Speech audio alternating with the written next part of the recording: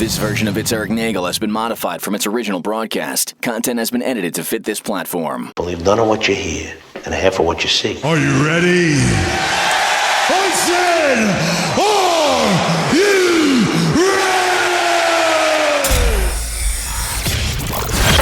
ready? It's Eric Nagel. And it starts now. Ladies and gentlemen of the universe, the next voice you hear, it's Eric Nagel. Hello, everybody. Welcome to the program.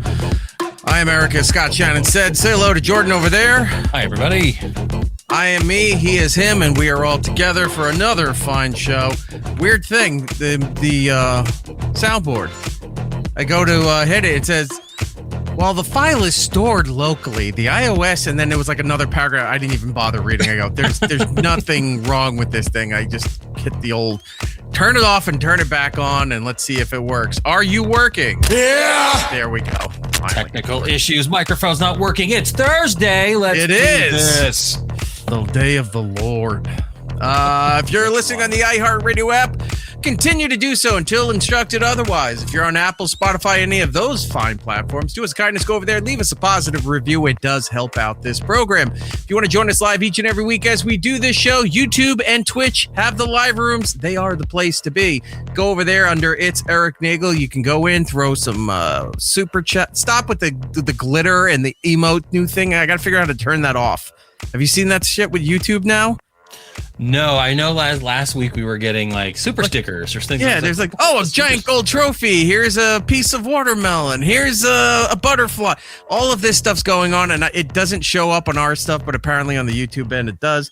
There is a way to turn it off. I'll have to go in there and figure that out. But anyway, if you want to go in there and throw your money around, who are we to tell you no? In fact, we encourage it. And if you want to join us on the YouTube side, you can get yourself a membership. Subscribe to the show. You get archives from the satellite years, the early iHeart years, Would You Kindly, other bonus material and stuff coming through. If the world allows me to continue doing so, between life and Mother Nature, every time we try to schedule something, it's like Bart with the book. Noah, save us. No. And then the wave comes down and wipes everybody out. I get the hot message. Hey, do you want to talk tonight? Sure. Never mind. We can't do it tonight. That is how life's been. Wow. All right. We'll see you later. Well, let's start with there. So we thought my weather and other problems were gone. No. Was not the case. I had more storms this week. Then for some reason, Tuesday night, internet just decides to turn itself off.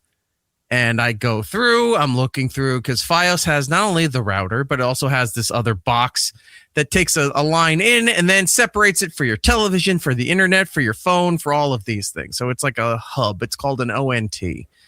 And I go and look, and oh, that's not good. There's red lights where green lights should be on the ONT. So what do? Well, let's unplug it and turn it back on and see if that fixes everything. You'd think after the fourth time I'd realize, this isn't working. But I was determined to get this thing to work. So it wasn't going to happen. I on the old hotspot on the phone, tried to get in touch with Verizon for technical support. And I discovered yet again that their technical support has no technical support skills or knowledge base to go off of, because as soon as you tell them there's an issue, oh, well, we'll have to get a technician out there. We'll schedule an appointment. No, we didn't troubleshoot anything. You're just passing it off to a technician. Who knows when they'll be able to come? I said, well, the light is yellow and this is happening. Okay, yeah, but that's something a technician. What is the point of calling the tech support thing here if you offer no tech support whatsoever? Well, I see that, but your ONT is completely out of service. It's not. There's some green lines. What is Chris saying there? Optical. It might be optical. He might just be optical. Optimcal. Network transport. Whatever it is, Chris seems to know more about it than everybody else, because they had no clue. They kept saying, well, we can make you an appointment. And I kept saying that's not acceptable. You're a tech support line. Let's work. I've never had a tech support where I didn't work through a million steps before they gave up and then said, okay, you either bring it in and we'll give you a new one or have a technician come out to to help you. They just immediately said, is it plugged in? Yeah, well, then I'm out of ideas. We'll see if Tuesday a technician can come out and they didn't even give you the unplug it, plug it back in spiel. Like no, none of that. No, they are really bad at technical. You have to go through an AI support system and list everything that you know in detail. What issues do you think it is? What does it look like? And I said I tried unplugging and restarting this thing several times. So they came in and said, "Well, you did all the heavy work for us, so we'll just have a technician come out for you." And then, no, let's work this out. They had no idea. That's crazy because when I had my fridge issues, they made me do all the things that I'd already looked up and done. I literally had to do the exact same steps for them so they could document that they helped me do those steps before they would send my Koreans out to fix my fridge. It was wild. Like I was like, all right, well, I guess we're gonna do all the same stuff. Yeah. So yeah, that was some good tech support. I don't know what. I'm surprised they didn't do the whole unplug it, wait 15 to 20 seconds, and then plug it back in, reboot. Yeah. Wild. So didn't get any of that. They make the appointment begrudgingly. I'd say fine.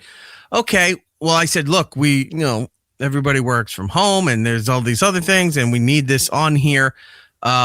Okay, well, maybe they'll probably show up between 2 and 4 p.m. Now, the probably didn't help at all. I said, is the window between 2 and 4 p.m.? Yes, but it's not guaranteed. Then why schedule? Yeah, why make that the window if it's not guaranteed? Whatever. I make the appointment. 5 hours went by, and then one last giving it an old college try there. I refreshed the computer, and it's working. Oh, it wasn't plugged in. Great, it's working. It took 5 an hour. I don't know. It was like 1 a.m. by the time it came back. Yeah. Okay, go to bed. I get up in the morning, getting the kid ready, and then, I get told, do we have an appointment for Verizon today? Yeah, why? Oh, I got a text confirming. I don't know why I didn't get the text. It went elsewhere. So I said, okay, fine. Let's cancel it. Why did we need it? And I explained what happened overnight. And I said, it's working now. We canceled the appointment. Find out from other neighbors that it was pretty scattered. Not everybody on my block had the outage. It was weird. Like every other house had it out, but the other ones did. That makes no sense whatsoever. Unless the line is physically detached from their house, how does that happen? Well, one other person had called and had an appointment, I think, like at 11 a.m. So Verizon was coming out there, but she had to go out. So they were working on it outside. She came back home. They were gone. Nothing was fixed. It's like, oh, that's not good. And then around 1 o'clock, mine went out again. It's like, what the fuck keeps happening? So I'm back on the phone. I'm screaming and yelling. Then I find out the credits I demanded from the beginning of the month when we were out for 5 days, they never applied to the account. So I had to scream into that. And I said, I want another 24-hour credit for this stuff going on here. And I said, and don't lie because I'll know. And I'm going to call back and check on it because I'll, as soon as my bill comes in again, if I don't see those credits, I ain't paying the bill. So don't you know who I am? That doesn't work anymore. Even then when it could work, it still didn't work. I was going to say, yeah, probably hasn't worked in a while. So then they said, we're going to check on the outage. I get a text within minutes from Verizon. Wait, we detected an outage in your area. And then it said, will be repaired by 5 p.m. Fuck. All right. So whatever. I'm going out. I was meeting up with a friend for lunch. We're going out, and I apologize to him too because while we were out, most of the time I'm just constantly checking my phone, arguing with Verizon while we're hanging out and talking work stuff. And then I get an announcement, a notice, whatever. We've detected an outage in your area. Yeah, I know that. It should be repaired by 5 a.m. They pushed it off another 14 hours at that point. And I'm just sitting there trying to prevent me just spiking my phone into the concrete because I'm so mad at this. Finally, I got to go home. We leave from lunch. I said, I got to go home. I got to go get some, and then I got to go pick the kid up. I get back to the house. I was like, you know what? Let me just check to see if the internet's working. Lo and behold, it is. Nice. Wow, that's great. Okay, go pick up the kid. A few hours later, we've detected an outage in your area. I still have the internet this time, but I'm now still getting these messages, and it pushed even further into the next day. And at that point, I gave 0 fucks. I'm like, well, sucks for the people who don't have internet. Mine's fixed now. I don't care. They unplugged the cord from the neighbors that did have the internet just to satisfy you, so you can stop complaining about it. Let me tell you the reasoning for it. The reasoning for it is wild. In the chat, Chris called you. Oh man, Eric is on one of those people. You're a fiber Karen. Yeah, fucking do your job and get it working. The fiber diva. What am I paying all that money for? Here's the real question, though. Yeah. Dame Taft Movie Show wants to know, where'd you eat? We went and tried side of the highway hot dog stand. Did you go to that one that you showed me the picture of? Yeah. Wow. What was it called?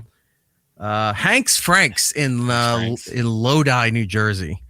I saw a video on Instagram for like those Northern Jersey things. I was like, look, I'm a sucker for a hot dog place. Growing up on Long Island, if you were on any of the 3 highways, every now and then you would see like an RV off to the side of the the off ramp from the highway. And it was just a guy selling sabrettes and had coolers of soda. So you get like 2 hot dogs and a soda for like $2.50. It's weird because we have the same stuff here, but it's usually like tamales and like Mexican food, and you've got the hot dogs and the condiments And the sausages and stuff like that. That's really funny. Dude, anytime you see those places, I pull over right away. It's like I'm all about a sabrettes hot dog. I always feel better when you see the same person out there for an extended amount of time. Like you see him one day, but then like a couple months later, you still see him. So you're like, okay, so no one's died from their food. I can go, conceivably have it and not kill myself. So that's when I go and start grabbing stuff. Although, like roadside tamales might be good. I've never had that. Well, it's hilarious because the guy that sells them he's been out there for years. He sells them out the back of like a Chevy like car. Mm-hmm. Like he just sits in his car. He's got the tamale sign up, and when people come up, he's got his trunk full of them. He's got coolers full of tamales ready to be cooked at home. And I'm like, he's been out there literally. I've been living in my house, I think, close to a decade, and he's always out there. And I'm like, all right, gotta respect that. I would definitely go to him all the time because it's like that's the guy that's out there. That's what he does. Mm-hmm. I'm gonna support that. Like I used to. What was it? The one I remember was Southern State, and it was an exit for. I think it was a Brentwood exit, and you get right off there, and it was just like this kind of house on the street there, and like a weird ranch style fence, like wooden log fence. And right in front of that log fence was the RV and the guy with the sabrettes umbrellas and all that stuff. And the coolers out there for get your drinks, and he makes the hot dogs. I always stop there, no matter where I was going. It's like, yeah, I kind of do need 2 hot dogs and a soda. It's just funny. Always going to happen. I was actually thinking of doing that this year for Christmas, is making a roadside gift basket for everyone's Christmas gifts, because we've got guys out there selling oranges from their orchards, honey in jars because they have like, they're apiarists, and then they have like the tamale guy, and then we got Shrimply the Best, the white. That's what I was just going to ask you about. Like that. Yeah. We were talking last night about, do you trust seafood out in your area? And you told me there's a guy that sells shrimp. Yeah. It's called what? Shrimply the Best. I'll find a picture. I said, I said, that's a great idea. What if you got a truck and opened a competing business and called it the Shrimpsons? And it's all the Simpsons as shrimp under the sea. I would go and buy, even if I don't like shrimp, I would go and buy your product. That would be fun. So anyway, I found the message. Okay. Here it is. So it says, we have detected an outage in your area with an estimated time of restoration, ETR in the business, in parentheses, set for this day, this time. Please note that this may change, but our engineers are actively, all right, blah, blah, blah, blah, blah. And I wrote back, last night this was out randomly for 5 hours. It was back for another 10, and now it's out again. What the hell is going on? Here's the answer I got back. There is an issue with the fiber line and splitter at the central office that are currently down, and engineers are working on this. What central office? The office? Yes. Herman, the Well, all the janitor, internet tripped goes on a through- cable, and then that just took out, the upper west quadrant of our service area. Did you ever see the episode of South Park where the internet went out and there was it was a panic because all the internet had gone out, and it turns out it was just like a router that needed to be unplugged and plugged back in. It was like massive. It was like this giant router. Yeah. That's what the central office reminds me of. It's just that one router that someone needed to unplug and plug back in. Yeah. Kristen. Eric, how do you not have Starlink as a backup with a multi-WAN router to make sure this is never without net? Maybe needs a computer guy. Know anyone? Yeah, I asked this one computer guy to help me with Windows 11. Keeps saying it's trying to install stuff, but it can't. And he says, yeah, we'll get to it. And then he never comes around to get to it. So when I can find a good computer guy, I will do that. I don't know why I don't have the Starlink. I should at this point. I am thinking about it. It's pretty not super affordable. expensive. Yeah, I was gonna say you can get a little startup kit for very cheap, and then just do the monthly for the backup. Oh if shit! you need it. Andy knows the place. Eric, please tell me you took a photo in front of that sign where it says "Buy 8 get 1 free." He took the picture of the didn't. sign. I saw this. I saw the sign when you were telling me you wanted to go because you pointed that out. You're like, "Look at this deal," and I'm like, "That's a ridiculous and fantastic deal." Well, I can say that maybe we did take advantage of that. Did you get the 8? I got to say this, though, because it was being raved about online, this place, and it's been around for decades. So, okay, and they do Texas wieners and chili style and all this stuff. So I go, okay, I get a chili cheese hot dog. It's not my normal go-to, but I get one. And I'm tasting it, and I go, I can't tell if the chili actually has a little kick to it, or if this is like that 7-Eleven nacho cheese that has like some kind of jalapeno juice in it. Right. And I deterred that the chili hat was bland as all hell. Ugh, that sucks. And the cheese was really just like they stole the bag from the 7-Eleven pump that when nobody was looking, and that's what they were putting on the hot dogs. I went right back immediately to mustard, ketchup, sauerkraut for those. And then, my friend had a whole bunch of them too. He was trying different combinations of stuff. Their French fries weren't like bad. The relish, like the Chicago relish, which is like a neon green, or No, they didn't have that there. But they did have RC Cola. oh, I do love RC Cola. Yeah, I was surprised. I haven't seen that Royal Crown Soda since the days of when it used to be in Shea Stadium in the 80s. Other than that, I have not seen Royal Crown Soda funny. available since. Show me what you got here. Show us what you got. That's my that's my murder van / seafood hookup in the middle of the desert. Shrimply the best. Oh, I thought his van was all painted up. No, it's completely white, like he's gonna murder you in the back of it while giving you coconut shrimp. I love how the air conditioning unit is in the driver's side door. Right, yeah. Well, he's probably just chilling in there. They just hang out at the roadside. I mean, like this is not out of the view here, but you've got a few more people. There's like a donut truck that parks there with a little coffee truck. Right. There's a little Mexican food place that my son just loves on the opposite corner that just sets up shop there. They have Sonoran dogs. They do all this stuff. Food trucks hang out on this stretch, like perfect. And this guy's out here every other month. He comes out, he gets all this stuff down in like Baja and brings it up here. He's got Rocky Point shrimp, scallops, and he's out here a lot, which means no one's dead from this. You know what I mean? Like, so yeah. It's the quality of the food in the desert, or just being killed. The in fact the middle that of he's the desert? selling, fresh caught seafood in landlocked Arizona. So, but yeah, that's Shrimply the best. I see him all the time, and it just makes me laugh every time I see it. Yeah, there's a hot dog guy not far from me. He's in town. I'll have to see if I can drive by, and I'll show you what they all look like. Because some of them look like they just refurbished those 70s party vans. Yeah, I've seen those. Was It's that a lot of like the big bubble window in the back? Yeah, they're like beige or brown, and they've got kind of like plaid running stripes on them. And it's like an Econoline van or something like that. yeah, those old Chevy cargo vans that they used to redo the inside, where it was like wall to wall carpeting and a shag carpeting and a couch and stuff. Yeah, right. So the internet was being sucks. fickle again, but so far so good. think we're about 24 hours without it going out. Oh, that's good. And just in time for new video game updates that happened today. Phasmo got some. I think Sea of Thieves got some. Fortnite got some. Mm-hmm. And then tomorrow I'm going to see Spider-Man. Saw that today. We'll talk about it in segment 2. Yeah. Our agent is pissed because he thinks I spoiled the movie somehow. And I went back and looked. I think he's actually mad. I think so too. And I didn't spoil anything. Nothing that I could see his point of contention. What you had posted was basic or retweeted or whatever. You're fighting with the internet about something that Marvel has not explicitly come out and said. This guy said something on the red carpet. He's going to get banned from anything Marvel at this point. He's an idiot.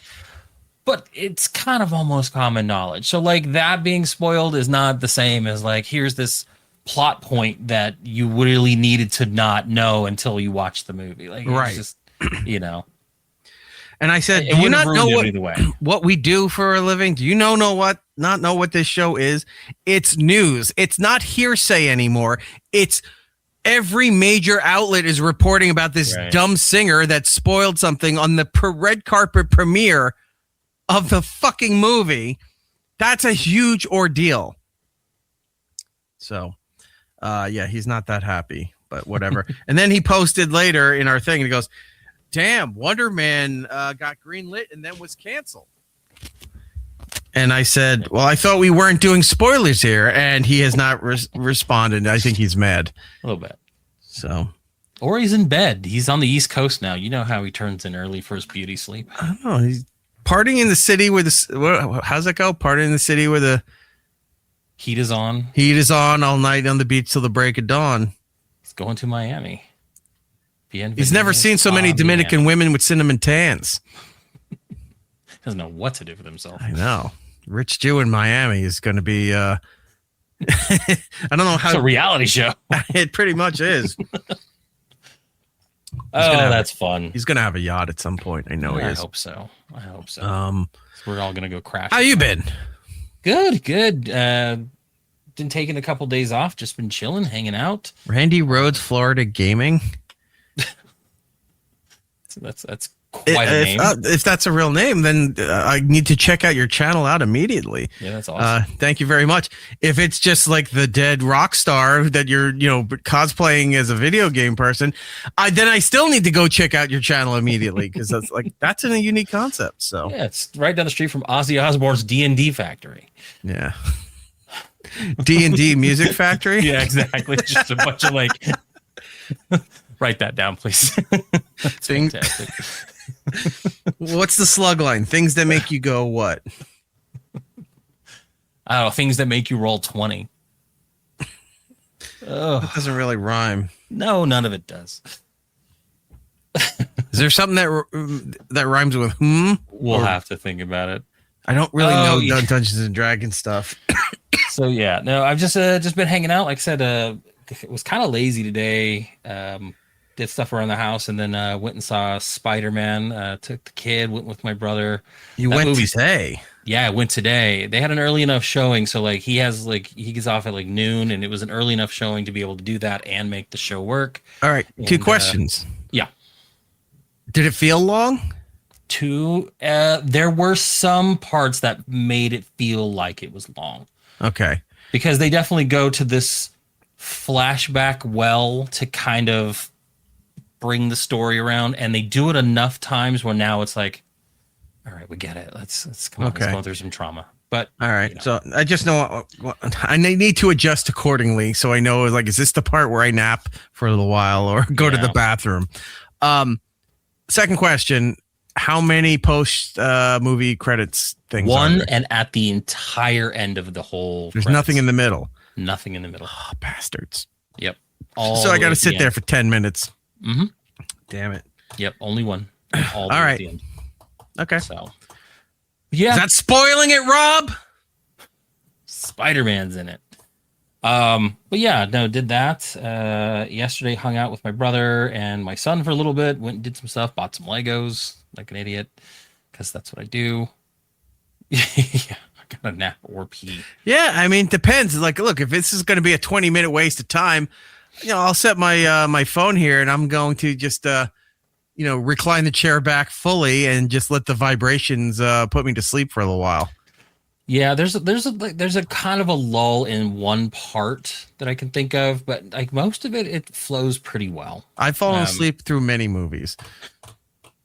There's some good action set pieces in it, like without going into it, not going too much into what it was very enjoyable. It was a very enjoyable movie. And Another thing I heard, people are gonna like it. If this is a spoiler for anybody, in the tradition since the very first Sam Raimi Spider-Man movie, there are plenty of comic book cover moments throughout the movie. So most of those you kind of saw most of that in the trailer. So if you saw the latest trailer, those comic book covers and things like that are very much stacked at the beginning. Like the trailer showed you a lot of the beginning of the movie. Mm-hmm. There's some really cool camera angles that they do, and it felt very Raimi-esque, very video game like. If you played the Sony Spider-Man game, it felt kind of like that. It felt like a very interesting movie / video game in some parts, but not to the point where you're sitting there going, "Oh, this is gimmicky." Like they didn't play too much on the gimmick. It was really good though, so I liked it. Yeah, but I'll talk a little more detail without spoiling it in segment 2. So I realized I am getting a bit tired. Because I still want to hear about what you did. Because, by the way, everyone, Jordan's birthday is happening. Yeah, well, yeah. I like your message to Beth, by the way, where I didn't really think about that. My birthday should be an entire week. I celebrated yesterday on my birthday and left it alone. And you're like, what an idiot. I'm like, I don't know what to tell you. Yeah, the comment I wrote so that all of Jordan's friends and family could see, I said, Jordan's so dumb he thinks his birthday week is one day. Yes, yesterday was my birthday. Like I said, just kind of hung out at home, picked up the kid. My brother came over. He gave me some pretty cool gifts.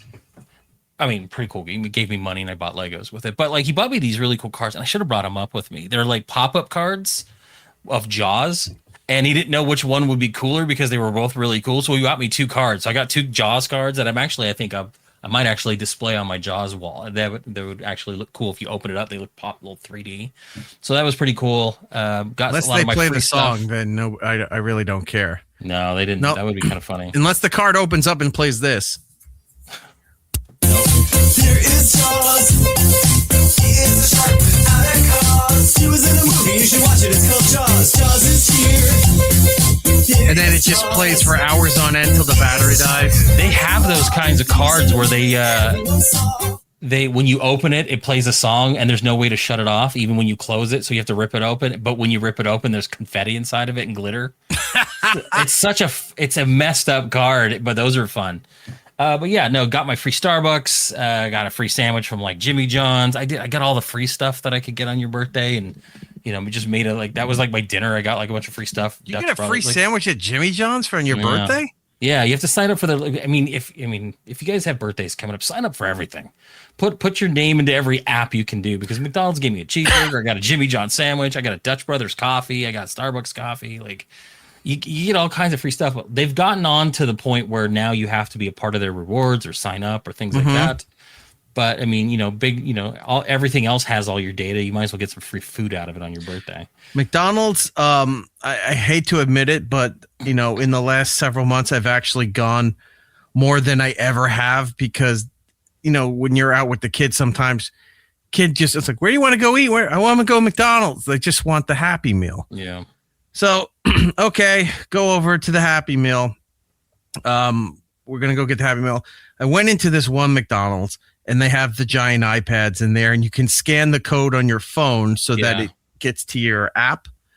So you can get, the reward points and what have you. And you go to the section that says deals rewards. And I thought I had a photo of it. I might have deleted it. There was like 2 things. Yeah, they've been scaling back on what they are allowing you to get now. It used to be if you could buy one of the reward things now and then was if you bought like a double cheeseburger. No, you could get a free double cheeseburger or a McChicken sandwich. Mm-hmm. Now it's Save 30% off a double cheeseburger. Like, what's the fucking point? Well, and I've seen ones where it's like you can get a percentage off your meal, but you have to do the McDelivery, which is just DoorDash in disguise. Oh yeah. And I'm like, I don't want that. I just want to pull up and have them not bring my food out and go in and complain like I always do. But yeah, they used to do buy one get one free Happy Meals. They got rid of that. It's like buy one get one like 30% off. Like, yeah, they've scaled back. But yeah, I got myself a free cheeseburger. Why not? It took me seconds to go in there, grab it. Grab my burger, grab my Jimmy John's. My brother told me to sign up for Dutch Brothers, so I did that. So I got a free Dutch coffee. Brothers? It's a coffee place. Okay. So I ended up getting myself like an iced tea, and then so if you can take advantage of it, sign up, get your free stuff. Why not? I miss the days like back when I was younger, when I was living in California.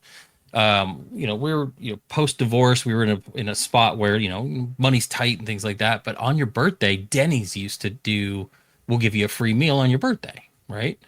They didn't card kids. So like when it was my birthday, my mom would drive us around to every Denny's. We'd call ahead, place the order. I'd go in, pick up my food. You can hit up all the major Denny's in like a, metropolitan area. I heard they were closing closing down a lot of Denny's. They are, but when we were younger, they were like everywhere. Like they were like almost like every couple blocks. We had IHOP throughout the Northeast. We didn't have Denny's unless I went to the Midwest or down south. Yeah, we had Denny's. IHOP Denny's was few is far good. between, but Denny's was good. It used to be good. Yeah, it used to be good. But like you can get a full meal. So like we would hit up and grab like 3 or 4. I would feed everybody in my house that night for dinner with Denny's on my free birthday stuff. Jordan would get 4 moon over my hammies. I did used to get that a lot. I never got that. But yeah, a lot of the places now they require you to like sign up for your their rewards or their internet or their apps or something. They can't just show a license because Jimmy John's Firehouse Subs used to do that where you can go get a free sub, you just show your license. But it was never tracked between different Firehouse Subs, so you can hit up a couple of those and get yourself a couple of sandwiches. And I used to eat good on my birthday for free, and then they started really scaling back on what people give you anymore because they don't care about you. They never really have. I want to show you this because I was looking for the McDonald's thing. I couldn't find it, but I forgot. We stopped at a Wendy's. Because Wendy's is one of the few places you could still get a good iced tea, like an unsweetened iced tea and stuff, or a Southern style, depending what you like. So ordered it on the app, ran in to get it. They had on the screens, they were doing a thing with the Minions and Monsters movie. Yeah, I was actually at Wendy's today, and their menu was all Minions. Look at this, right? Mm-hmm. Adult meal. Yeah, it's not even kids' meals anymore. They were sold out of the Banana Frosty. Yeah, it looks atrocious. Yeah. But that's what it is. I walked in and all the screens are yellow and it says adult meal for the Minion. I'm like, are the adults getting the Minion? I'm not knocking it. We've done stupid shit too, but for a kids family movie, are you really doing the cross branding, targeting adults for the meal? Yeah, that was weird. Because when I drove up and we ordered our food, Minions were all over the menu. Like they rebranded the entire menu for that. And I'm just like, no, I'm good. I'll just get a cheeseburger. Because you get like the Big Bacon Classic, you get a small fry, you get a small banana frosty swirl, and a collectible figure. Not even for the kids. This is the adult meal. Mm-hmm. And as much as I love banana, I also equally hate artificial banana. Me too. I hate artificial banana. I tell the story all the time about in the movie theater, you're eating runts and you'll just hear as I drop the bananas out of the box onto the floor and let them find their new home. They're not staying with me. I can't imagine. That's so weird because every time I've said that to anybody, they're like, oh no, banana's the best one. I'm like, the bananas are the worst runts in the history of runts. Like I hate them. Bananas, even the limes were bad too, and they switched the limes to whatever the thing is now. I think it's like watermelon or something. But yeah, I don't have the McDonald's thing. But all right, so you went around, you got your free stuff for your birthday. That's good. Free stuff, which was the kids remember. Yeah, my daughter called me. She's with her mom this week. I'm picking her up this weekend to do some stuff. Go get some lunch with fam on Saturday. I don't know what I want to get. Like I'm kind of like, do I want to try to like something I really know that I like or try something new? I think I'm gonna try something new. There's a sandwich place that I found that looks kind of interesting. I'm not like into like sit down restaurant birthday celebrations. Like I hate that stuff. You got to go to a nice steakhouse. There's not many local, and I don't feel it, at this temperature outside. I don't want to go far. Like I don't want to be in my car any longer than I have to be. I get it, but do you have a nice Brazilian place like a Rodizio? Yeah, they have like Fogo de Chao, and then they have a couple other ones, but there's again further out, man. Like there's nowhere close, and I'm not that type. Like a couple years back, we went to like a Texas Roadhouse to celebrate my birthday, and I could have sworn everybody was celebrating a birthday that night, and we had ended up having to wait like an hour and a half to get in. And then every 3 seconds, you hear someone clapping their little asses off to say happy birthday. And I'm just like, let's not do this for me. Dropping it low, ass clapping, that kind of stuff, because that's a sign of a quality restaurant. Yeah, they put the cowboy hat on, they're stomping on all the peanuts, and we're good. So yeah, no, I'm not that type. So, something easy, something simple, and something that might be good. So, but yeah, I got the call and the text from the daughter, hung out with Wesley and stuff like that. So you got to go to a nice restaurant for yourself. I know you don't want to drive, but I don't mind doing it for myself. I just don't feel like doing the celebration thing. Like I'm not that type. Like, Rob, you guys barely knew it was my birthday because I don't make a big deal out of it. I knew it was your birthday. You barely noticed. No, I'm just kidding. I could not notice going forward if that's what you want, but no, I knew it was your birthday. Oh, I know that. I was just dealing with the fact that I had no outside communication with the world for a while. But no, you got to go to a nice steakhouse. Look, for what I don't spend on concerts or sporting events or a new car or any of the other things people love to spend, I will spend handsomely on an upscale restaurant. Someplace where I can go, and not only do they wheel out the desserts at the end for you to pick, they wheel out the meats that before you even order to show you all the different cuts, what you might be interested in. Don't you get annoyed by that cowbell ringing on its neck when they lead it in? Not at all. Not at all. You're like fucking Mr. Burns. You're like, that one. Yes, that one or that one. Yes, pick. No, they wheel out the tray of meats and you get to pick your cut. I have yet to pull the trigger on a tomahawk. One of these days I will. Gills has been telling us that is a terrible cut of meat. It's more show than actual good. I'm sure it is. Wasting meat. It's just the spectacle of you're the idiot with the giant. I want to try it where I don't have to cook it. Everything else I cook myself. Yeah. Between the smoker and the grill and all that stuff. I don't want to cook a tomahawk thing. And I don't want to do ribs. I might have to learn how to do ribs, but most of the good steakhouse places are going to be like Scottsdale, Phoenix, things like that. And that's like, it's an hour's drive and I'm just not into it. There is a place that I used to go to in Tempe and they shut it down after like 45 years. And I was actually just talking about it the other day with some coworkers and it just, every time I think about it, I'm just like, oh, that bums me out because it was such a great steak place. But it was like something like you talk about where it's like, it was family run for 45 years and it was perfect. Ruth's Chris is greater than Luger's, is greater than Capita Grill. You're terrible at spelling tonight, my friend.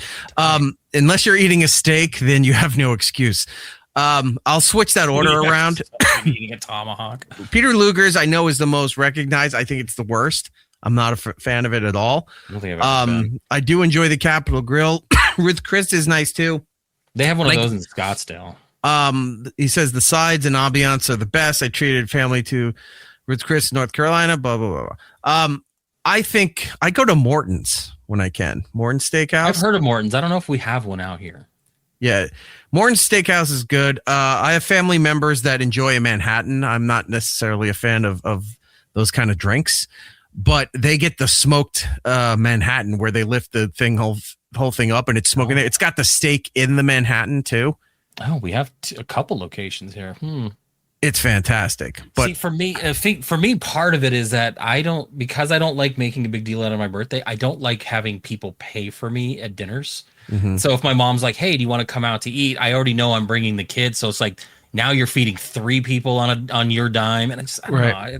That stuff always bothers me. So that's why I don't really pick somewhere that's going to be like, like Chris is dropping $1,100 or Ruth Chris. Like I'm just not going to do that. I wouldn't do that to somebody else, and I wouldn't want someone to do it to me. So I'm simple. I'm simple, Simon, that way. I go in there. I'll get I love a good wedge salad. And it always depends. Each place does it different. Get diarrhea from it. No, you get the wedge salad, which is just essentially a half a thing of iceberg lettuce, chopped tomatoes. Depending on the cheese, it's got bacon on it, but depending on the cheese, some do blue cheese, some do gorgonzola, some do a Roquefort cheese. What is the difference between the three? I always assumed the gorgonzola and the Roquefort were actually just different variations of a blue cheese. Kinda. I'm not 100% sure about Roquefort, but blue cheese is French, gorgonzola is Italian. Gotcha. So they're essentially blue cheese. It's just depending where they're made. It's like champagne and prosecco. Champagne is only allowed to be named and comes from that township, that city of Champagne in France. Yeah. Everywhere else has to be prosecco, sparkling wine or prosecco. Yeah. So the Roquefort dressing, one of those three, you can't go wrong with that. Or if they do a gorgonzola and they give you a ranch, I've been at a steakhouse that does that too. I prefer that the dressing match the cheese that it's paired with on the salad, but beggars can't be choosers sometimes. So I'll get that. I know I have family members that love the seafood towers. I'm not a fan of those. I know a van right down the street. I will get a nice shrimp cocktail though if they have it. Some steak places have the thick cut smoked bacon as an appetizer. So you're like, I'm getting that. Oh, we can get that to share. Fuck off. You're not sharing that one. Bacon. I will stab you with my fork if you try. There's only 2 pieces of that, and that thing cost me $18. I am not sharing that with anybody except the kid because I can't say no to her. Everyone else, I will duel. We will duel with the utensils on the table made readily available. So you get that. Sometimes they have a barbecue shrimp, which is pretty good. Comes out on the sizzling. I think it's Ruth Chris that does that one. That sounds really good. But I will always get I'll get the ribeye because it marbles pretty well, and I get the au gratin potatoes. I will get the broccoli because I'm not an asparagus or Brussels sprouts fan. Oh, I love them both, especially Brussels sprouts if done right with some bacon, little red wine on them. No, I do broccoli, the au gratin potato, or if they usually do offer it, the salt licked baked potato. With the big flaky salt on the outside. Yeah. It dries you it dries you out from the inside, so you got to drink more.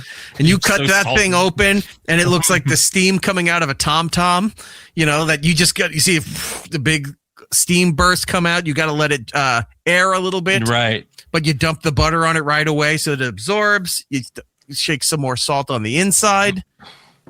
I get I have them bring me the horseradish to pair with my steak, and whatever's left, I mix a little into the butter that's on the baked potato there. Oh yeah. That does sound good. I'll probably do that on my own. Probably won't make the fam go with me, but yeah, I'll definitely do that on my own. And I don't normally do the desserts, but once in a while, if they have one of those warm apple crumble concoction things like the pie. I do go for the tartufo. What is that? So it's it's an Italian dessert. It's essentially different flavor ice creams around cherries in the middle, and then it has a hard chocolate coating on the top. So it comes like a chocolate, like a hard chocolate ball gets put on your plate. I'm looking at it now. And then they smash the middle of it, and it cracks open. So if you want to Google for a photo, tartufo, TARTUFO. Yeah, see, for my birthday, I usually it's cheesecake. That's all I ever want. I can never want any other cakes. I'm not a real cake person. I don't need candles anymore, especially at our age with how many candles we have to put on there. So into it. My old upscale fancy dessert for restaurants. They don't make anymore. Oh, Fudgy the Whale? No, Cookie Puss. But no, they don't make it anymore because I think it just aged out with the times. I remember as a kid, we'd go into the city and go to some restaurant stuff. I loved this dessert. I will still love this dessert if a place makes it. Cherry's Jubilee. I do love a Cherry's Jubilee where it's all flambe. It's just they dump the cherries. They're dumping half a bottle of brandy on there. They're flaming it up in the restaurant table side. They take it and they pour it right over some vanilla bean ice cream. I love Cherry's Jubilee. You just don't have restaurants that make that anymore. No. Jay Shepherdini in there. I was just about to hit that one. Bananas That was Foster. good. Yeah, that's another go-to for me too. When they have that thing that looks like a big piece of waffle, but it's just crystallized like a sugar thing. Yeah. Yeah. That sounds really good. I'm going to take you out for your birthday next year. I don't give a shit if you don't want to go. I just want to go and get that meal for myself. Just save it. I think next year, let's buckle down. Let's figure out our lives, and I'll come out there. We'll go to New York Comic Con. We'll go get a nice steak dinner. Or we can just skip Comic Con altogether and go get the steak Just dinner. go get steak Maybe dinner. for those 3 nights, we just go get steak dinners each All night. we do, we just eat 3 different steak dinners. So, The same place. Just go What in every panels are night. you going to Friday? We're not. We're going to be Smith and Walensky's tonight. What? Yeah. It's a private party. You can't go there. Invite only. That'd be I good. gotta pick a drink here because I'm starting to feel I've been wiped out the last few days. So what am I going to do? I'll let you or the audience pick. So I don't know, got but we- Gorilla Mind, Black Cherry Vanilla. I feel like you've had that one for months. It's been now. sitting here for a long time. It's just been sitting there. I have this Gorilla Mind Fruit Punch, which just came out. I feel like you'd like that one better, but let's see what the other. And option then Grizzly Energy with their Chicka Cherry Cola. like something tells me we should go with the one that's just been sitting there for months, but now it's more of a bit for me. So I think Fruit Punch is probably something you'd like more. Fruit Punch. The cola sounds good. Like that Grizzly can looks neat, but I think the Chris saying Fruit Punch would be- steak con. Yes, dude. I will go. I'll find us a place that does steak martinis. that's hilarious because You ever have a he was steak asking, martini? Has Jordan ever had a steak martini? Oh, there you go. Yeah. No, I have not. That was an ongoing thing on Opie and Anthony that we would go to private partner events and stuff for wrestling and other business affairs. And in there, they would have steak martini appetizers. And I would go around and I would just constantly circle back and grab another steak martini. So I mean, that's it's great. mashed potatoes with steak, fresh cut grilled steak mixed in, and then gravy poured over in a martini glass. I would just eat that as a meal. That's what I did. Just I got sit- 4 of them. Ah, it sounds so good. It was fantastic. And they had it almost looked like a buffet. There was a guy under the heat lamp cutting the steak as they were mixing it. And then they just would serve it on a tray like regular martinis. It's almost like you just described the fanciest version of those KFC bowls where it's just mashed potatoes, corn, chicken, and cheese Well, with gravy poured all over it. The KFC famous bowl is fantastic. Oh, they're the You're best. close to it with like a Chipotle thing or a Mexican thing, but that's rice. If you could find a place that said, we sell bowls. All right. The base is garlic potato, like a garlic red bliss potato, mashed With potato. skin on. Ugh. You choose the protein to go on there and your veggies with it, and then they just ladle the hot gravy on top of it to the point where you don't even see it. It just looks like it just looks like a brown pool. And then you go, all right, I'm sold on this place. I'm looking in on how to buy franchises and invest more in this business. I'm gonna do that this weekend, except mine will be like those World Cup of McDonald's cups. So it's like I'm just got like everything in a plastic cup, and I'm just eating steak. Mm-hmm. That sounds so good. Chris said I would have gotten kicked out. Seriously, dude. Yeah, I was trying to like hold because the way the martini glass base is, I'm holding them on the bottom like this. So I had like 4 in my hands, like I'm gonna fight like a fancy steakhouse Wolverine. Right. Yeah, Sounds so good. mm-hmm. Yeah, I would do it. Yeah, no, that sounds really good. Yeah, I would do that for sure. Yeah. People love to make fun. Oh, his food and everything. Until I get into the details in the description, then 9 out of 10 times they're like, that does sound pretty good. Yeah, sound asshole. really It good. does sound amazing. Oh no, I've never questioned your food prowess. Like, No, not you. I'm just saying the history of me on shows. And No, stuff. I know. I'm just saying, like, for like you and me, like we grew up on opposite coasts, and I think you were exposed to a different lifestyle being on the East Coast, where you went to probably better places than I did growing up. So, like, I don't have that kind of like mentality to do the big family dinners, to do the steakhouses, things like that. You know, I went to fucking Applebee's, you know, TGI Fridays, and got me a Jack, you know. The Jack And Daniel's that's steak fine shrimp. too. But I'd love to visit your area and go to the authentic Mexican Oh, yeah. places and get that stuff that I don't get. Oh, yeah. I'm not prone to up here. Yeah, that would be the difference. Because I mean, we were like a kid in a candy store when we went to San Diego, and you were getting all the Mexican food over there. I'm like, yeah, I got every now and then Gabby sends me some stuff. Like I'll see the photos she's out with her friends, whatever, and I go, "What are you eating? What's at the restaurant?" And then she tells me, oh, he does it to you too. What are you eating? I was like, it's 3 a.m, man. How did you know? She's fucking teasing, is what she is. She's a tease, is what she is. Because I sit there and I see where she's out with her friend. She knows what she's doing. Yeah. So I write her. I go, okay, what was the menu? I need to know what you were eating here. Show me what. And then she has photos because I knew she does. She doesn't post them, but I know she has the fucking photos. I'm like, so what did you eat? And then she shows me some of the layout. Because I'm like, what is that? That looks amazing. That looks whatever. And yeah, she'll show me photos of their like malls that are actually supermarkets. There's one that opened up today. Actually, it's a Filipino place called Seafood City in Chandler here, and it's big on the West Coast. Like a lot of California locations, I think they have maybe some in Nevada, but they just opened up the first one here, and they have like an actual like place you can sit down and eat inside this Filipino like market. I might actually go check it out tomorrow because they have like some really good looking food. If I do, I'll take pictures. It sounds fantastic. Yeah. I saw something here. Oh, there's Lynn. Gills can get the choice of cuts anytime. He must cook up some killer recipes. He does. He sends us photos. Pictures all the time. And he's like, that looks good. He's like, he's got the, I'm like, what did you, I was like, oh, what did you make with it? Oh, nothing. I just, I grilled it, smoked it, and I just picked it apart. I was nibbling on it. Like sometimes he's making these weird nachos with it. I'm like, well, do you know, I know he knows how much that steak costs, but I'm like, wow, like a filet mignon or higher grade kind of a nacho. He makes amazing stuff. Yeah. And then he'll send me a photo of him playing with a pig's head. And then just like, all right, stop. To me too. It's like, you got to stop that. He's like, look at that. I'm like, that's hilarious. He's got a giant cow's leg. He's ready to swing it like a baseball bat. And he's like, come on. Yeah. Like he sent us this one of like all the marbling and some meat. He just sent, this is what he sends us all the time. He showed me once this, their dry age cabinet.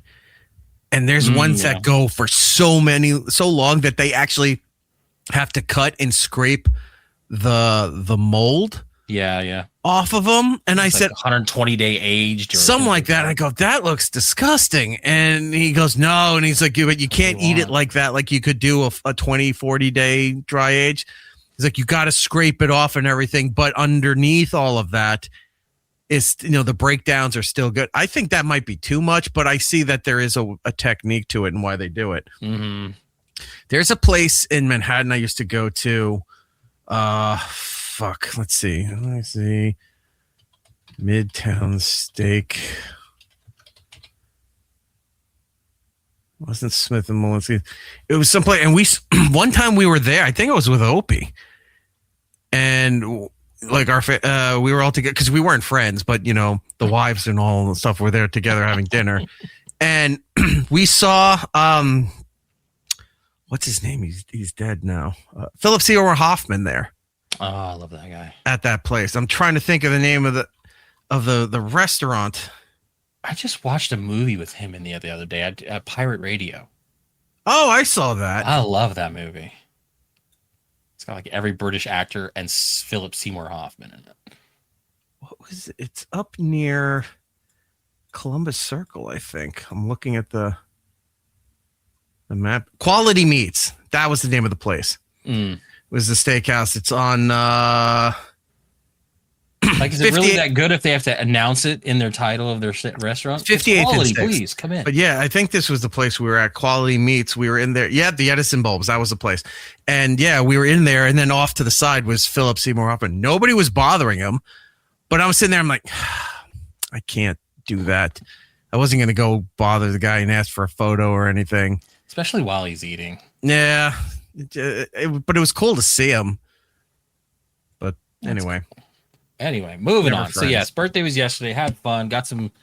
Jordan, you and I aren't friends, so we should definitely go to a steakhouse, right? Yeah, let's do that. We'll skip, get stuff like that. I do want to. I get a package today from our listener Beth. I know she's probably not listening. She's a little tired, but she sent me a book that I'm actually really excited to read. It's Stanley Tucci's book. He's a big food guy. Like, he does all the Italian cooking and things like that. So I'm excited to read that. So thanks to Beth. That was really, really kind of you. We actually share birthdays. Her birthday was also yesterday. Birthday Said happy birthday to her as well. Yeah, I've got some stuff heading out to her as a nice thank you and birthday stuff for her. But yeah, it was nice. And like I said, bought some Legos. I will be buying some more Legos tomorrow. I'm a child. Which list is longer? Your list of upcoming concerts or the list of future Lego purchases? I mean, they're probably both equal at this point. All right. Yeah. So be it. All right, we got to get the stuff that we have let's move on. and do all that stuff. Happy birthday. Send your happy birthday super chats in for Jordan, because Daddy needs to buy himself some Legos. We do. I hate when you say that. All right. Where do we want to start here? You want to start with Warped Tour? Yeah, let's do that. That was okay. That was fun. Well, speaking of concerts, Yeah. the Warped Tour had probably their biggest stop of the tour for this year in Long Beach, California, and quite a packed roster, I may say. And quite a packed venue. Like, they did some of these wide shots when I was watching, and it was just like, it gave me anxiety. I'm like, I'm glad I don't go to these things now. There was a lot of people. Trying to see if I can find the channel listing for all that stuff. They had all the band names. But when I was looking at the list of the stuff that they were showing, it wasn't all the bands. Like, that was just the ones they wanted to show us. Because that lineup was big. That wasn't all the bands for that location? So there were people they didn't show? Uh-huh. That's ridiculous. Mm-hmm. Yeah, it was wild. So yes, Warped Tour was in Long Beach this past weekend. Amazon was broadcasting it.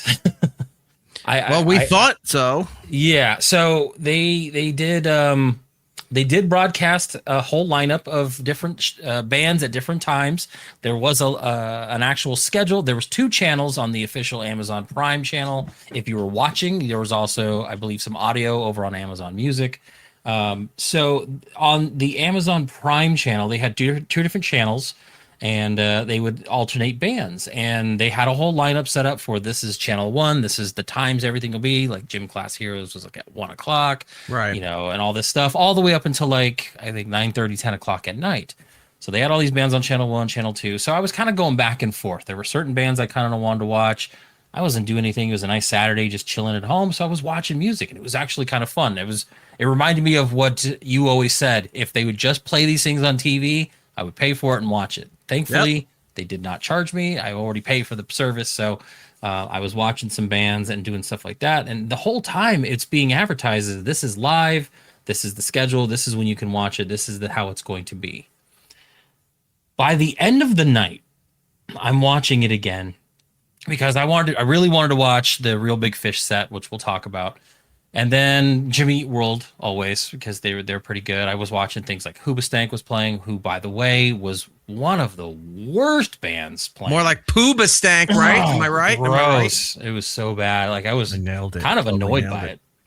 And fuck yeah. And so I put on 9:30 at night. It's sun's already down. It's nice and dark here in Arizona. You would think it's dark in California. You know, it's not that big of a difference. Jimmy Eat World takes the stage, bright as day on the feed. I'm like, there's no possible way that it's not at least sun going down for Jimmy Eat World right now. Right. And I'm watching. The whole set goes by, no change in the lighting. And I'm sitting there going, it's pitch black outside right now. What is going on? Let's see. I'm looking right here. So I found the graphics. Okay. All times are set in Pacific time. Okay.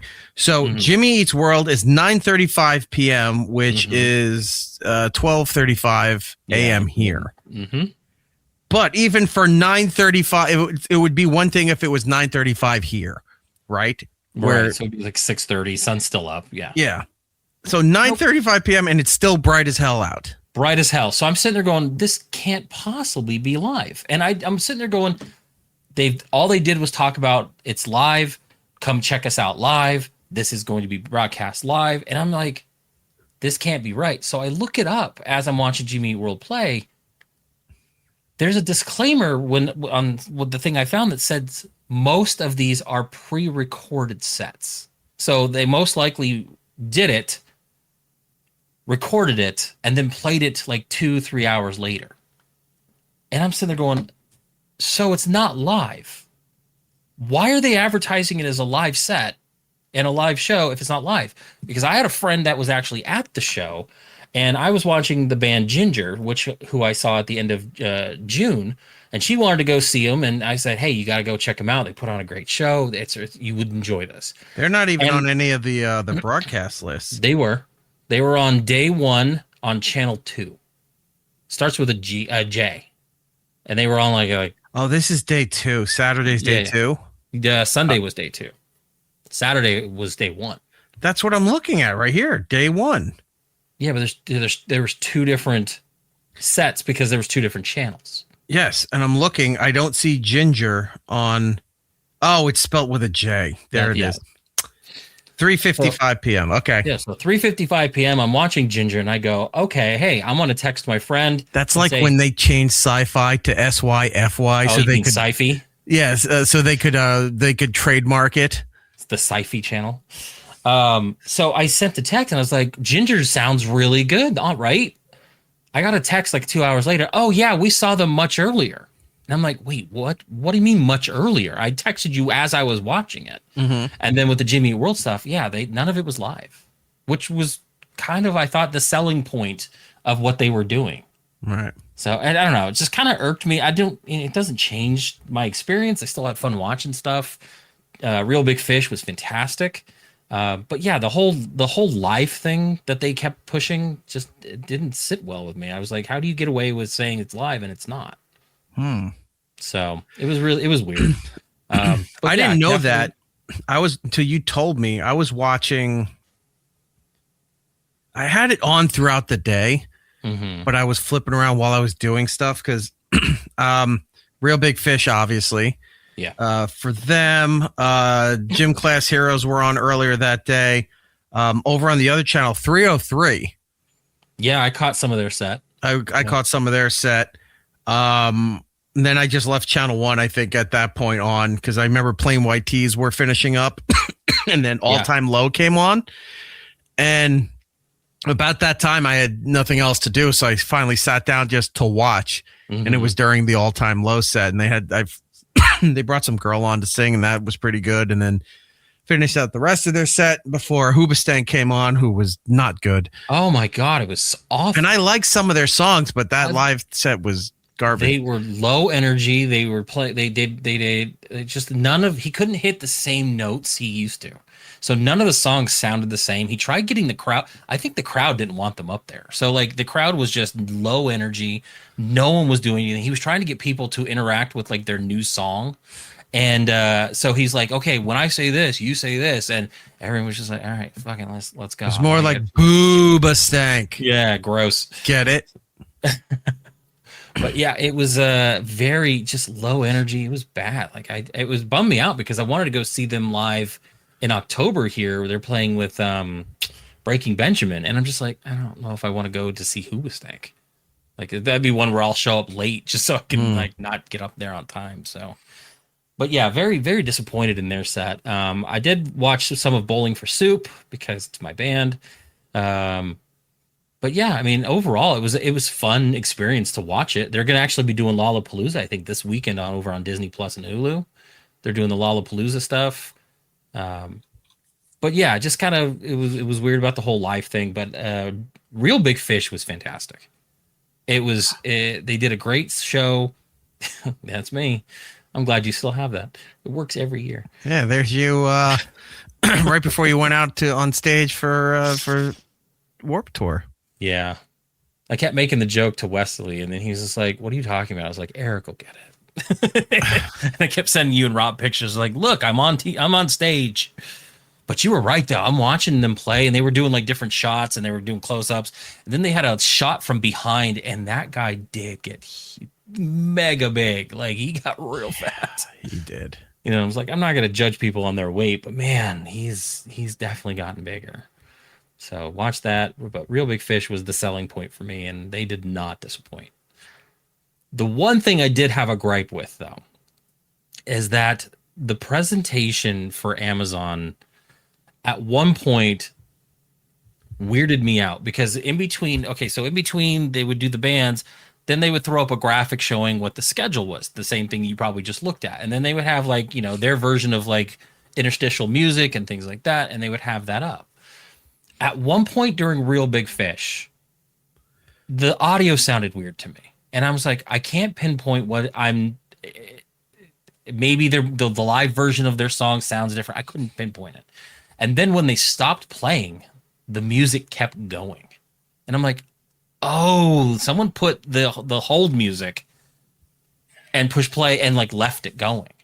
And then you can hear, you know, them having their little banter. And then they start, she has a girlfriend now, and kept that going through that entire song. And I'm like, That's the one where Monique came out. She came out, which was awesome. If you don't know, Monique is the lead singer of Save Ferris. She did that song originally with them for that album. Mm-hmm. And so she came from the same area, I think, right? I believe so, yeah. Yeah. But yeah, they kept playing it through that, and I'm just like, that is weird. So I was like, I don't know if that was just my feed. I kept changing channels, going back, thinking it was my TV, my issues. I found the video of the entire Real Big Fish set. It was like 40 minutes long. And I found the exact moment where I started hearing it. So I pulled the audio, pulled the video so you guys can see it. Let me know if you hear this. Okay. Let me see, get that queued up here.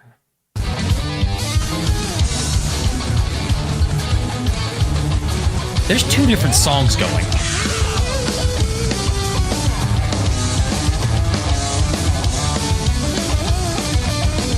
I'm going to move forward just a little bit. Wait, go back to that again. I'm pretty good.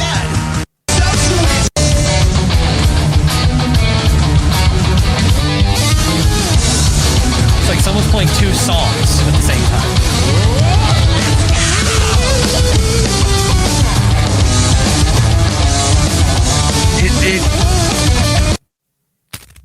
Are they playing a backing track out of time with them playing real live? This is them playing live as Amazon's, again, in between bands hold music is playing over them. I get it. If their set is done, good night, everybody.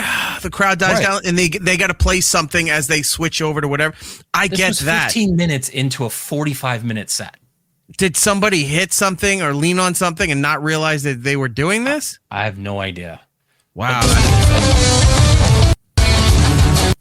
Yeah. So, like, now they're done. You guys feel about that one? The band's not playing right now. Here's another song that we put out a long time ago.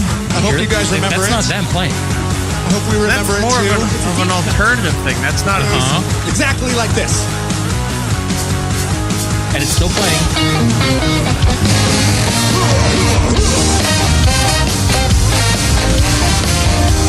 Wild, right? So yeah, they're playing that as this song, as the other song ends. Wow, right in the middle of their banter, and then right into the next thing. And I'm like, that is. I thought I was going crazy for a second, and then it kept going, and then I found this. I'm like, holy shit! Wow. Yeah, like I don't know, like that sucks because this was a huge ordeal. They had gotten the band back together after 6 years. Some of the band members hadn't been with the band for 16 years. They made the jokes about it. It's like, oh, he finally showed up to work. Ed and Scott came back. Yeah, Ed and Scott didn't quit. They came back, and it was so interesting that this big production, they made it the whole thing. They fucked it up. Like it bummed me out because it was so good.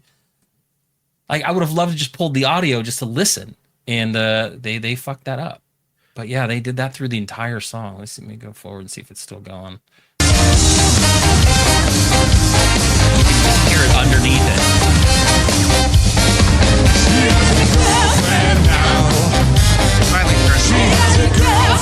What was that? Yeah, they finally turned it off. Yeah, at some point, about halfway through this song, they finally realized it and hit the switch. I didn't hear it for any other band. Just this. Kind of annoyed me. Kind of really, really annoyed me because this is the one I was very excited for. And I know Rob was upset he didn't get to watch it live because, he had stuff to do. He's on the East Coast now. This was the one thing we all three talked about. Like, this is what we wanted to see. And then this happened. It's just like, that kind of bummed me out. I'm not seeing much of people complaining about this on. No online. one's talking about it. Why not? No one said anything when I saw that someone posted the entire set. Not even one mention of it. And I was like, I know what happened. So I pulled the audio video, and then I fast forwarded to the song, and it still existed. So whatever feed that they kept, it wasn't the live feed. This was someone fucked up the audio. Wow, that is. Well, we're getting what we paid for on it, aren't we? Sure are. It's the last time I attend a free concert from the comfort of my living room. It was just weird. You're right. I've been saying it forever. The concept is here. They're actually executing it. This is where it does need to go. But stop. It's not even sweetening what they're doing. Just stop trying to cover the dead air. It's like when people edit and they cut the pauses out of everything. So it's like it doesn't sound normal. It's like you're allowed to have some pauses. You can shorten things, but you're allowed to have some pauses to sound like you're having a normal conversation within the edits. You don't need to pipe music. All right, I'll compare this to radio. There are some or I don't know if it's still the thing, but it used to be the music never stopped. So even when the song was over, rock stations used to still have to play a bed while the DJ was talking, so that there was still some element of music while they're talking about concert updates or, stuff going on in locally in the town, in the city, what have you, before going back in. There always had to be a music bed under that. It's like, you don't need to cover everything with a fucking music bed. I feel really bad for Real Big Fish. I've loved them since the 90s. And they sound great. Oh, this was fantastic. I actually texted you when Amazon's not fucking it up. Yeah, I said they better fucking get a tour going because I would be there for this. Yeah. I went back in 1997, 98, something like that, before Warped Tour and saw them live. It was the first time they did a co-headlining tour. It was Say Ferris and Real Big Fish. And I saw it at a small venue here in Arizona. And I always remember because it was the first time I ever saw two chicks kiss in right in front of me, because during this song, two girls got on stage and did it. And I'm like, I think I was like 17. I'm just like, all right, this is something I can get into. Like, it was such a fun show. And it was just wild. Like, they sounded as good as they did. Like, they really didn't miss a beat. Like, it was so good until they started fucking up the audio on the Amazon side. And I was just like, oh, that sucks, man. They, I saw right here, Andy saying in there, Real Big Fish posted this with the board feed on YouTube, and I just skimmed through it. Yeah. So none of that stuff is on the set that they posted on YouTube for Real Big Fish. No, this is the Amazon, pulled from Amazon's feed version of it. I gotta say this though. Scott, whatever his name is, Finkelstein, whatever his name is, the lead, the co-lead singer and trumpet player, was always a bit boisterous during his original time with Real Big Fish. But now that he's back, he is way over the top. He was very kind of like he's got to go so super far all over the place. Yeah, well, it was one of those things where they went to the well to a bit almost one too many times. I was like, all right, let's, like, they did one song where they played different versions of it, which is fantastic, and I liked it. Yeah. However, like, they're like, all right, tell the folks what they want to, what they're gonna dance to, and then you're right, he would go, well, I'm just like, all right, that's like the fifth time. It was one thing in the 90s when ska bands would do this stuff, but nowadays they always got to feel like they're eccentric and quirky in between. Right. They got to come up with random, weird, funny things to say. You sound like an idiot now. Yeah, stop. It wasn't that great back then. In 40s and 50s. Let's tone it down. But even at the age aside, it wasn't that great during that time when they originally did it. Yeah. It's like we're in the middle of the sentence, like, all right, like, well, before the next song, and then somebody comes in, I gotta enjoy a nice high energy snack before the next song. It's like, stop saying weird, stupid shit, you dumb theater asshole. Just play the songs and be entertaining. You don't need the quirky commentary like you're witty and all that. That used to drive me nuts with ska bands all the time. The punk bands were just always saying, fuck you, fuck them, fuck this, fuck whoever's in charge, that kind of stuff. And then go 1, 2, 3, 4 into the next thing. Yeah. The ska bands are personable, and that's fine. but some of them would just start saying weird, crazy things just to be different. It's like, shut up. This is why you should have been thrown into a locker in school, because you don't know how to keep your mouth shut. You're a fantastic musician. Play the song. Get everybody on your side with that. Stop being you and be the band.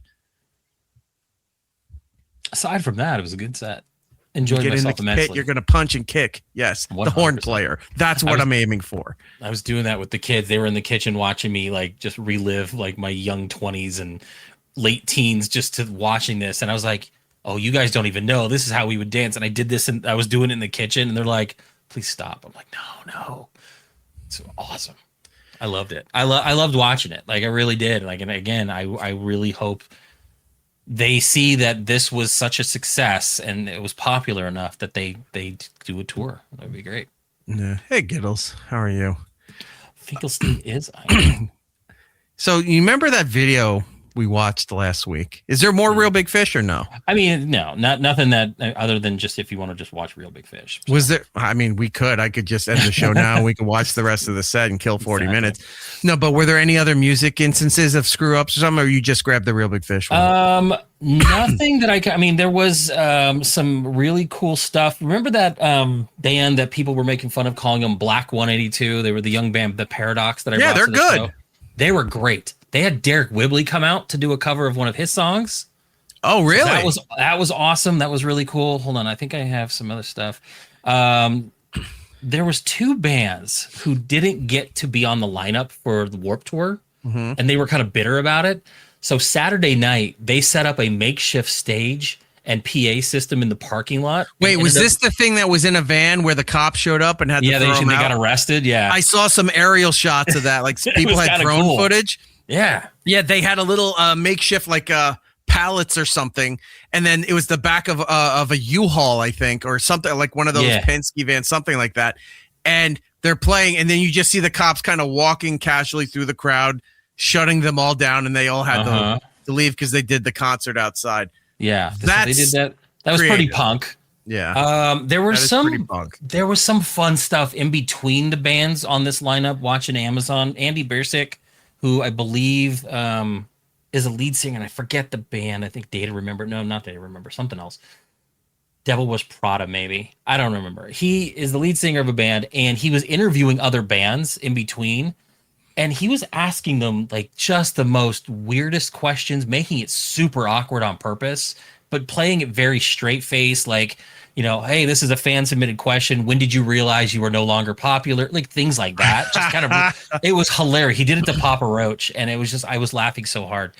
But he was doing it to pretty much all the bands. And so you got the bit as an audience member. But I don't think some of the bands knew that that's what he was going to do. And he was talking to this one band called something about, I forget the name of the band. But he was talking to the lead singer, who was a chick. And he was like, people were saying you look like Dave Mustaine. Care to comment? Because she had like ratty red hair. And she was just like, no. And like, it was real awkward.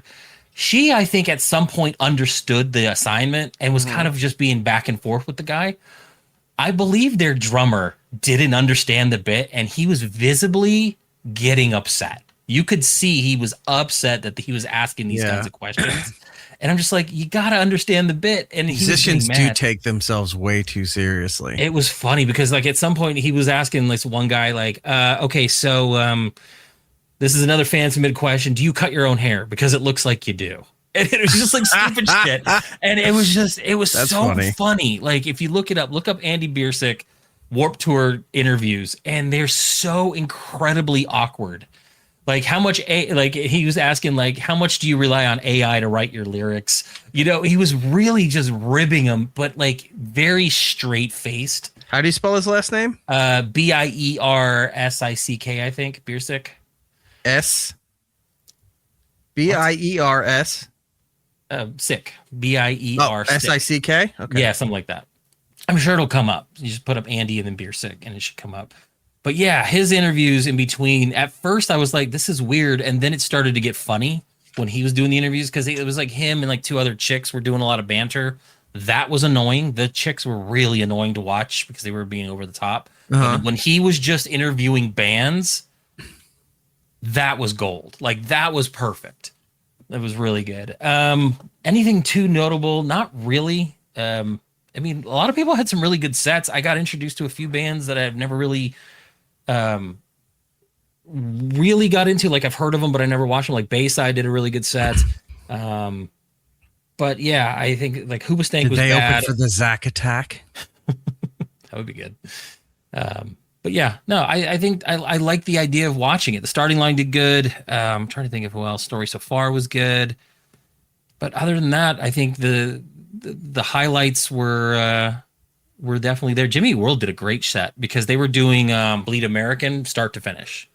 They did the entire Bleed American album, and then they threw on a couple songs at the end just to not end it on such a downer, because that last song on Bleed American is such a low energy song that they just they had to tack on something a little more high energy than in the set. Right. But Jimmy Eat World is great. And other than that, yeah, I mean, it was I wouldn't say flawless, but it was fun to watch for sure. I enjoyed what I got to listen to because I didn't sit to watch everything. I had it on while doing a million other things. Yeah. I did get to sit down a bit for All Time Low. Hoobastank, I think you and I were talking, and I was like, I'm not watching the rest of this. And you're like, yeah, this is terrible. And then I came back for, I think it was right at the end of Jimmy Eat World because it was going into Simple Plan. I think so. Yeah. Simple Plan ended the day one's lineup. I'll admit I like Simple Plan. I was going to say there's stuff for 303 that I didn't realize I liked, and I was listening to them. There was a couple bands on there. I can't remember. She wants to touch me, oh. She wants to leave me, oh. Don't trust a hoe. Don't trust a hoe. They're pretty good. I'm trying to think of who else. We used them for rejoiners and stuff. Yeah. I ended up watching Joyce Manor. They were good. There was this band, Hot Mulligan. I did not like at all. Not at all. Did not. Did you call a Mulligan and have them redo it? Richard Mulligan. Yeah, it is. They all come out dressed as Richard Mulligan. That would be a fantastic band. They have sweaters and pleated pants with some beige shoes. They all come out it's like I'm Richard Mulligan from Empty Nest, and the drummer dresses as Richard Mulligan from Soap. It's all exactly. different cat versions of him. Because wasn't Richard Mulligan also on Golden Girls? Oh yeah, that's where it spun off. Empty Nest was the spinoff because they were living next door. Correct. Yeah. That would be hilarious. There was a bit on Parks and Rec where they do a big Unity festival, and one of the bands on the Unity festival was Bobby Night Ranger. So they were all dressed as Bobby Night, just playing Night Ranger songs. It was such a good bit. They're like, it sounds like a movie gimmick. And they were like, as soon as they were done, they just tossed their folding chairs real quick. We're Bobby Night Ranger, and they just move on. It was so funny. Gerald's in the chat saying, I saw Melvins and Tomahawk last night. It was sick. I'm jealous. He's going to the Prodigy sometime soon, and I'm kind of bummed out. I would love to go see the Prodigy, even though what's his face is long dead. I'm sure they got the vocal trackings. You don't need them anymore. Right. Who knew Drew is asking, did you see Jesse and the Rippers at Warped Tour? I think they were one of the bands that were arguing outside in the parking lot that they didn't get to play. Right. Couple of things since we can talk some music here. Mm-hmm. I got some feedback from our Garth Brooks segment. Did you? If you haven't seen what we were talking about, it's up on the YouTube channel where Jordan and I reminisce about 90s Garth Brooks and realizing we know pretty much his entire catalog. Knew like the guy has a massive amount of hits, and we were just trying to recap the songs and the lyrics and what have you. We had mentioned about his Walmart deal, how he signed an exclusive Walmart deal that you can only buy his music at Walmart. Mm-hmm. But then you were informing me that his music is not on any streaming stuff. Doesn't allow it. Yeah. Well, we stand corrected because it's on one streaming platform. Oh, what is it? And it goes back to 2016. He signed an extensive exclusive deal with Amazon Music. So you can stream Amazon Music. You can stream all of Garth Brooks' catalog through Amazon Music. And I said, I think you're full of crap. And I was sent the link, and I went, oh, wow, this is a thing. Wow. I had no idea. Yeah. That Amazon Music was being used by anybody. And that Garth Brooks was exclusively on there. So now they're making me download this stupid app. And I know I get it with my Amazon subscription, and they always give me all this time for free, but damn it, now I'm gonna have to do that just to listen to Garth Brooks. I think I'm won't gonna use it have as to my- too. Yeah, that's Because fucking after we did that, and then I went and edited the segment, I went and listened to both Aerosmith's version of Fever and his version of Fever back and forth. And I said, I like them both. And there's actually parts of both that I would take from each and make it into a super third track of Fever by mixing some of the lyrics together. So that we stand corrected. Garth Brooks is available, but only streaming on Amazon Music. It's wild. That's Wild. number one. Number two, the ongoing adventures of driving around with my child when it comes to music and learning things about life. She was singing this song. Excuse me. She was singing this song. I heard it earlier in the day that she was singing it. And then she was in the car and then she started switching her voice. She got real low while she was singing it. And I go, what are you doing? And she's like, she goes, singing. And I go, yeah, but like, are you just making this song up? She goes, no, it's a song.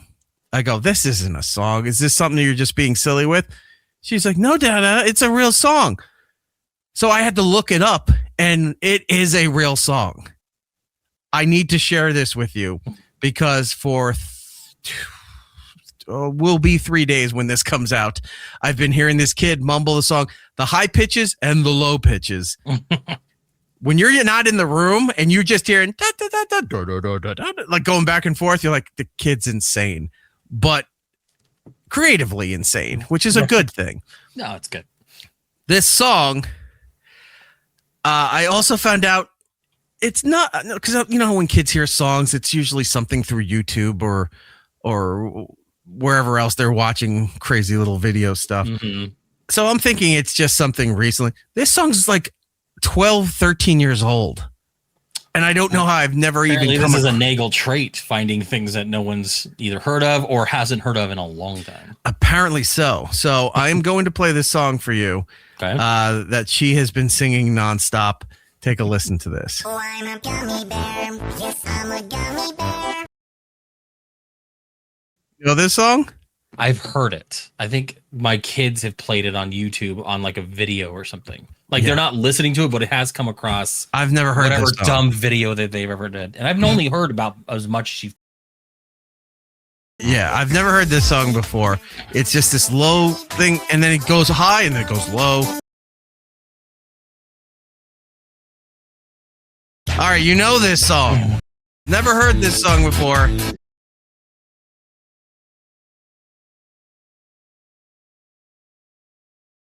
Like she'll be like, I'm a gummy bear, and then you hear I'm not in the room. You hear her go, gummy, gummy, gummy, gummy. She's just doing all this.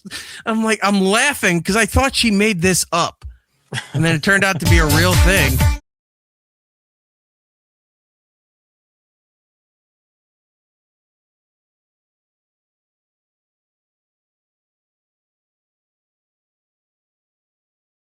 It's like that crazy frog stuff that people were into. Like that crazy. Do you know that thing's like 20 years old now? That's annoying. I hated that song because one, it was annoying, but two, it was ruining Axel F, which is an I was like, amazing stop song to begin with. stop doing that. Like, don't ruin things that I like. Yeah. Okay. Intersex making us old. When I was in high school, this was the thing. Okay.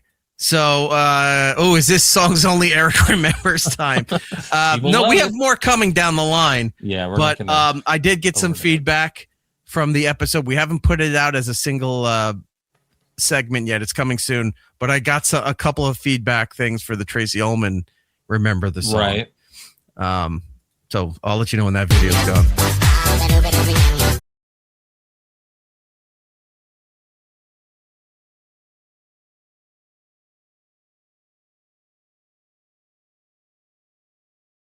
Yeah, she does this. She does the.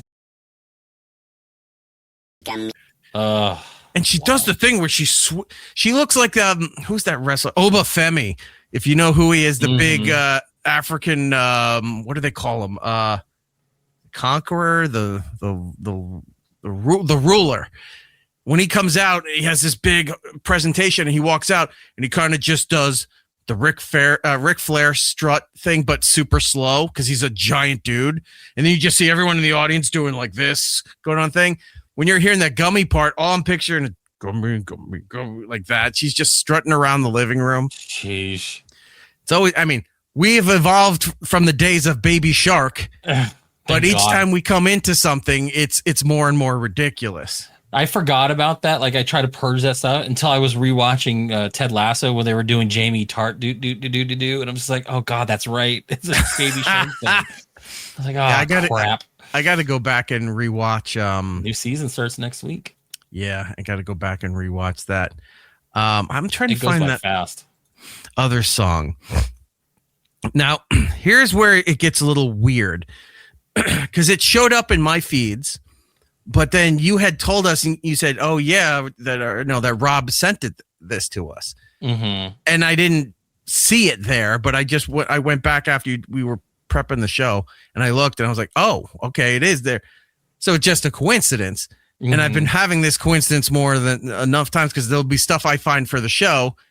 And then people are sending me like either the day after I find it or the day after we played it on the show. Hey, have you seen this? I'm like, oh, because I hate how the algorithm works. If if somebody you follow is watching, say they went watching a particular cooking video, like a style of something.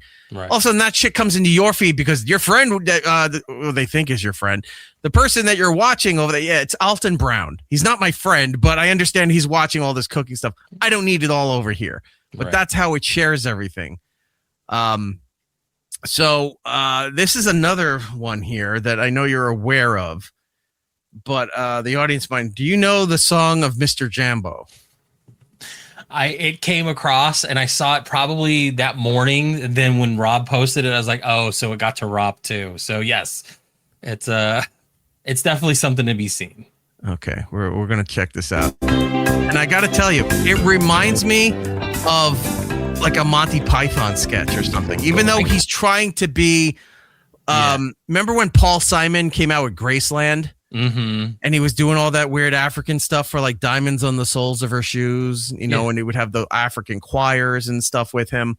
No, this is very like mid to late 80s. Even like the way it's filmed, it looks like it's done on an old camcorder. The Gods Must Be Crazy 2 kind of shit. Yeah. Or City Slickers. So there was a Monty Python sketch. Racist by today's terms, but what is this anymore? It was where the Brits were dining al fresco, like in the jungle of Africa, and they had tribesmen that were bringing their tea and their food and stuff. And one of the other guys in a stereotypical British safari outfit with the hat, I think it was Eric Idle, is in blackface, and they're talking about the tiger is coming, and he's like, "What tiger? Oh yeah," and they're like, "A tiger in Africa? Yeah, I know." I'm like, and that how they do their stuff, right? This feels like that same premise.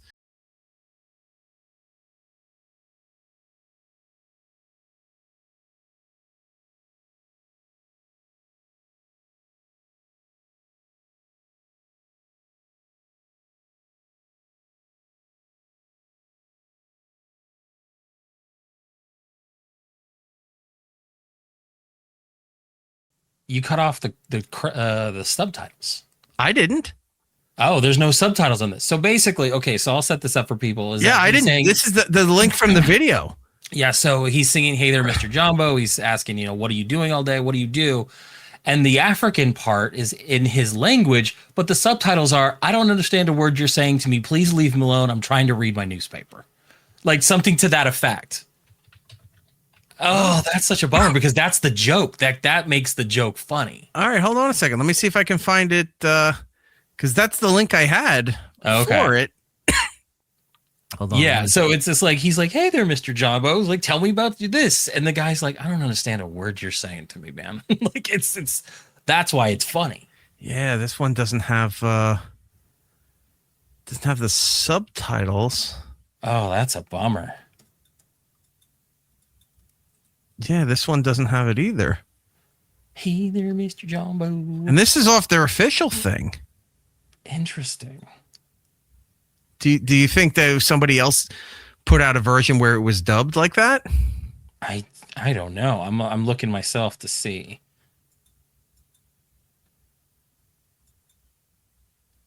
Yeah, all the official versions don't have the subtitles on it. That's dumb because the subtitles make the joke funny. Because it's like this guy's singing to him to get his opinion, and the guy's like, I don't understand a word you're saying to me. Leave me alone, white guy. You know what I mean? Like, oh, that is wild. I mean, we can keep playing it, but yeah, think of it like when he's doing the African parts, what he's saying is like, I don't understand. All right, you translate then. Yeah, I'm very close.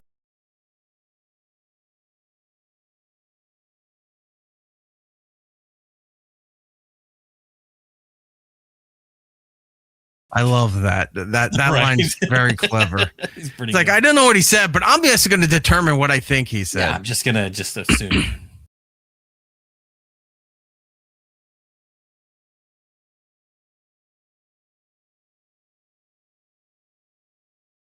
It's shot like an 80s video. Yeah, exactly.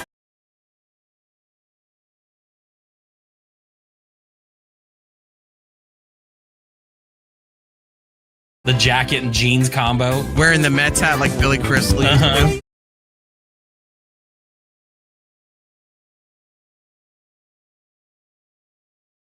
Just stalking this guy and being a nuisance. Poor guy. Yeah.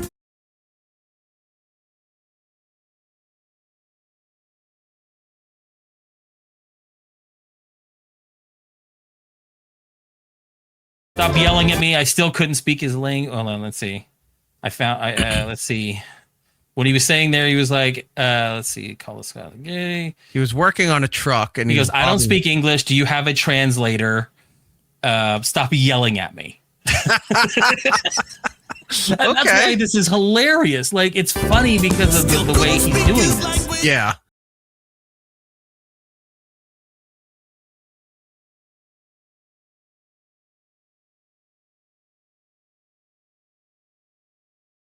The Graceland album period. An amazing album. No, it's not bad. It's just very, very dated. If he throws like a Chevy Chase sitting in a chair in the back playing the bongos or something, it'd be hilarious. Let's see what else we got here. Let's get to more. Does he do another thing where he talks to Mr. Jumbo? I'm looking ahead. Or is it so I just can him catch it. serenading? Nope, it's just him serenading. Oh. He doesn't talk to Mr. Jumbo anymore. I would have loved if he like Mr. Jumbo ran him over with his truck or something. He finally got the Jeep working. Yeah.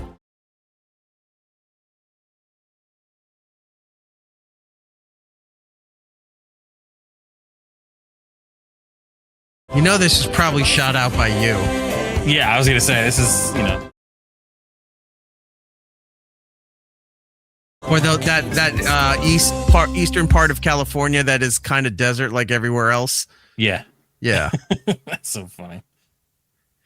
All right. Yeah, So, the joke is definitely funnier when you know that guy's like, I don't understand. Stop yelling at me. Like, why are you talking to me like this? That's so funny. That's Kyle also Gordon, they also did that joke in National Lampoon's European Vacation when they're in the German house.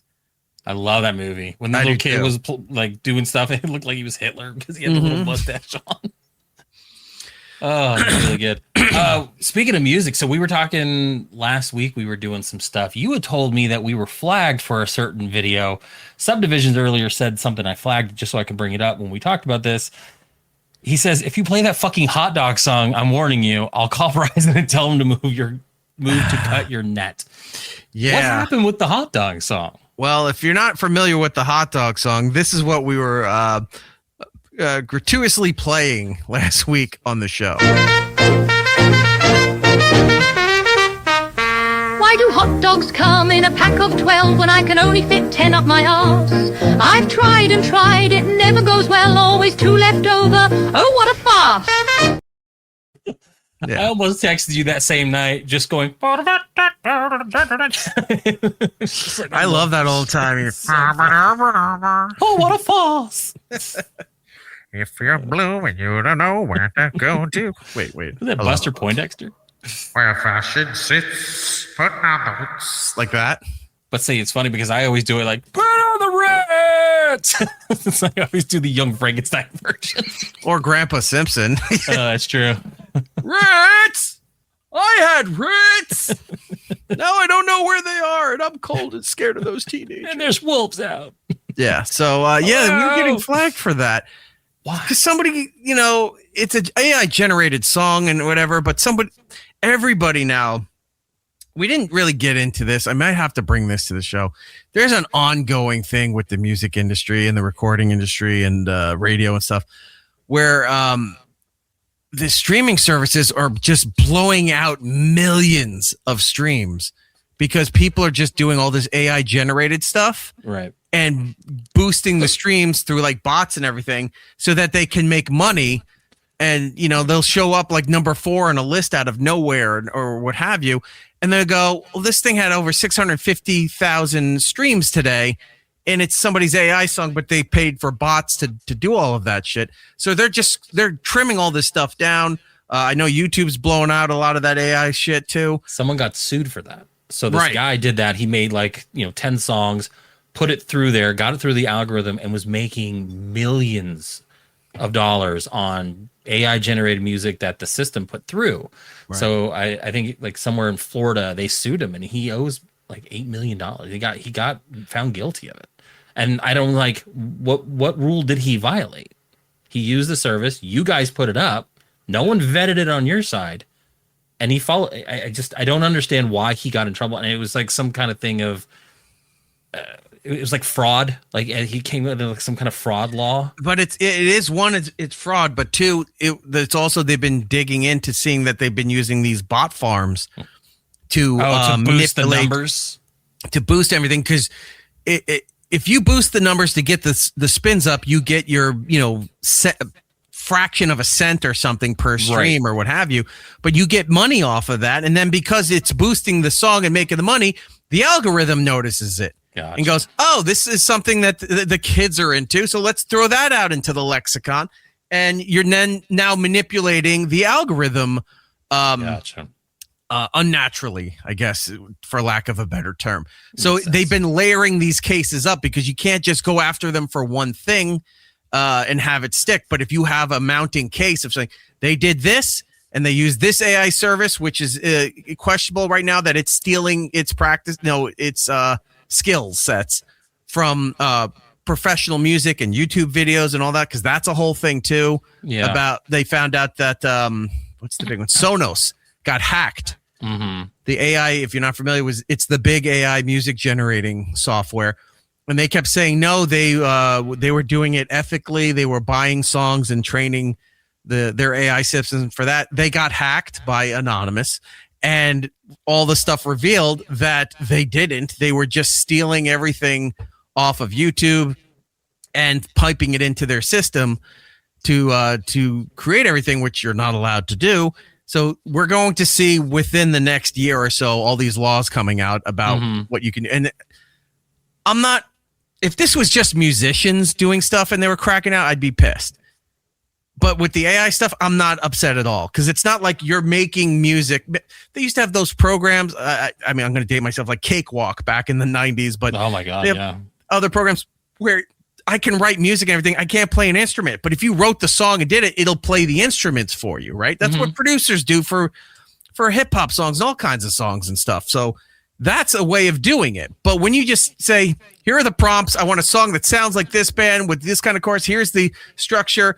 8 lines in the first verse, a little part here before the chorus, a breakdown, here's a bridge. You just structure it out and let the song build, and you go, great, and throw it up on Spotify, YouTube, whatever, as you're the artist, and so you can collect money. That's a fucking problem. Right. So with all of this, the guy who made the hot dog song is doing the same thing like everybody else. But he has his stuff copyrighted and whatever, so we were getting flagged for it. I put in a thing to fight it. I think we might actually win it based on that we were using it. Hey, what hot dog song? I think Chris wanted to know what hot dog song that was. He doesn't know what the hot dog song is? Why do hot dogs come in a pack of 12 when I can only fit 10 up my arse? I've tried and tried, it never goes well, always 2 left over. Oh, what a farce! Oh, what a farce! I don't know why I like that part. Clutching my pearls. Oh. I do declare. Like all those old timey, very transatlantic. Yeah, it's fantastic. Hey, Funkin', how are you doing? Go support her on the Twitch there. She plays a lot of good games, and she's a not sexy. I meant to say sassy Mexicana. She's a sassy Mexicana. Her ska band will be playing Thursday nights. She speaks. Remember when Homer was trying to do saxophone and he just put the saxophone in his mouth and was going saxophone. That's what she does. She's a saxy Mexicana playing video games on Twitch. She only speaks through woodwind instruments. So I would gladly pay a subscription if somebody was there and they only spoke through a kazoo the entire time or a harmonica. It's like, yep, read all those chats that I'm paying for. Do it. Vuvuzelas. All right. I have some more music stuff, I think, for you. Okay. You went through everything. Good. You have 10 minutes. Yeah. See. Oh, yeah. I have this one here. So there's a band that's like, we haven't seen stuff like this since the days of Hanson, which was a family-made band, or going back even further, like into the 70s, like the Partridge Family and stuff, where the Jackson 5 family-made bands. So this is like two brothers and a father have a band that they play together, and apparently they do live shows to big crowds. Okay, and they do an 80s synth mashup. You already got me. Okay. Wait, what part? The family band or the 80s? 80s synth mashup. Like, that sounds fantastic. All right, here we go. Let's take a look.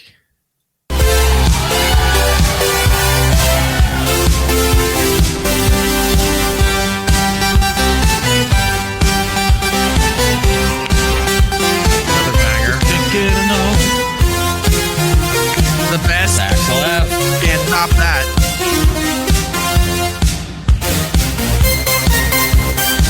Funky down.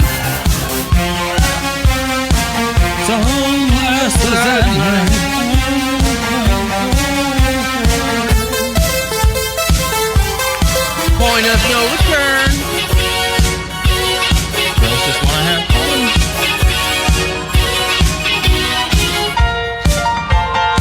Cheers? Yeah. Oh, I used to play this on the piano all the time. I used to play Cheers on the piano.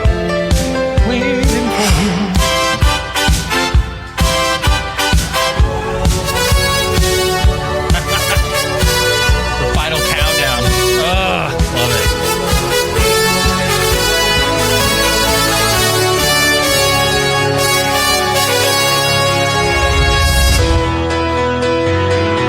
Oh, I'm gonna go see Journey next month. Or just shoot yourself. Oh, that's so fun.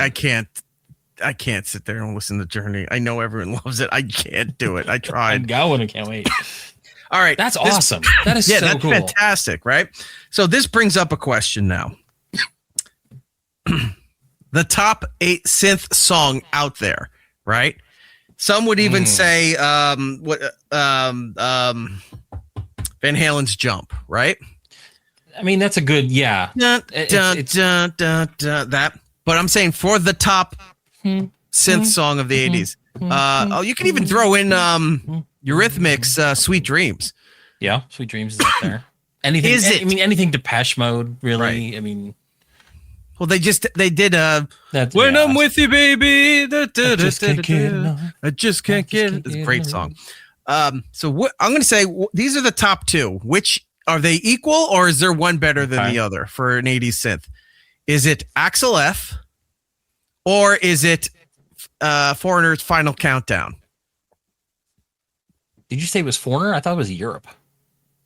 Oh, you might be Europe. You're right. Yeah. Yes, Foreigner does Cold as Ice. So yeah, Europe is Final Countdown. I gotta say, Final Countdown is going to be more noticeable by people. And I think that might be the more popular one. Interesting. Now, people like us who loved Beverly Hills Cop are going to recognize that from Beverly Hills Cop. You're going to have a lot of people late now going to think Axel F and that stupid Crazy Frog bullshit. Yeah, I think more people know the riff of Axel F. He might be They right. know it from Beverly Hills Cop or not, then not that it isn't an iconic intro for Final Countdown, but I think more people know Axel F than Final Countdown. Maybe you might be right. I'd still go with Final Countdown as being something I think people like, especially lately. Like, it shows up in a lot of stuff. Chariots of Fire, but that's a 70s thing, right? And that's not a synth thing. We're all running down the beach. That's they ripped off that effect from that song for Jason in the Friday the 13th movies. Dun, dun, dun, dun, dun. Girls screaming in scantily clad bikinis. Hellraiser 69, internet celebrity, might I say. Axel F all the way. I agree with you, sir. I think I've been hearing Monday by like New Order would be up there. What song? Blue Monday. Yeah, that's up there. Song. I don't think it's as iconic as those two that we mentioned, but I would think up there. Other than those two, I think "Don't You Want Me" by Human League would probably be stacked up there. No, I still think either Final Countdown or Axel F are like the top tier of the synth stuff. Hellraiser, by the way, I've heard your name being thrown around WATP lately. Going out and hanging out with Carl. Good on you, my friend. We've got J7X saying, Statica, hey, get out of the room. Don't ever bring that song and that fucking garbage in here. Whoa. Avenged Sevenfold put out a new, I think 3 songs. They're doing a new album. That song is one of the worst songs I've ever heard. It is garbage. I think they played it at, like, they debuted it at some She's live a show. Big Avenged Sevenfold fan. She's going around the country to see them right now. Oh, it is bad. It is the grossest auto-tune garbage I've ever heard. You have to be fucking because it is so not good. Oh, it's just the worst. Oh God, I'm listening to it going, this is not this is not Avenged Sevenfold. This is someone playing a joke on us. You're gonna play it, aren't you? Oh, it's just so bad. Yeah, right there.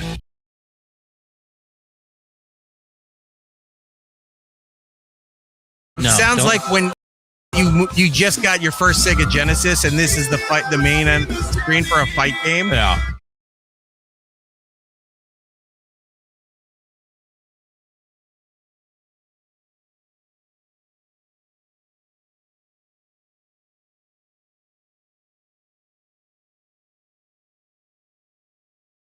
Okay, yeah, that is pretty bad. It's horrible. Like, I couldn't believe how bad that was.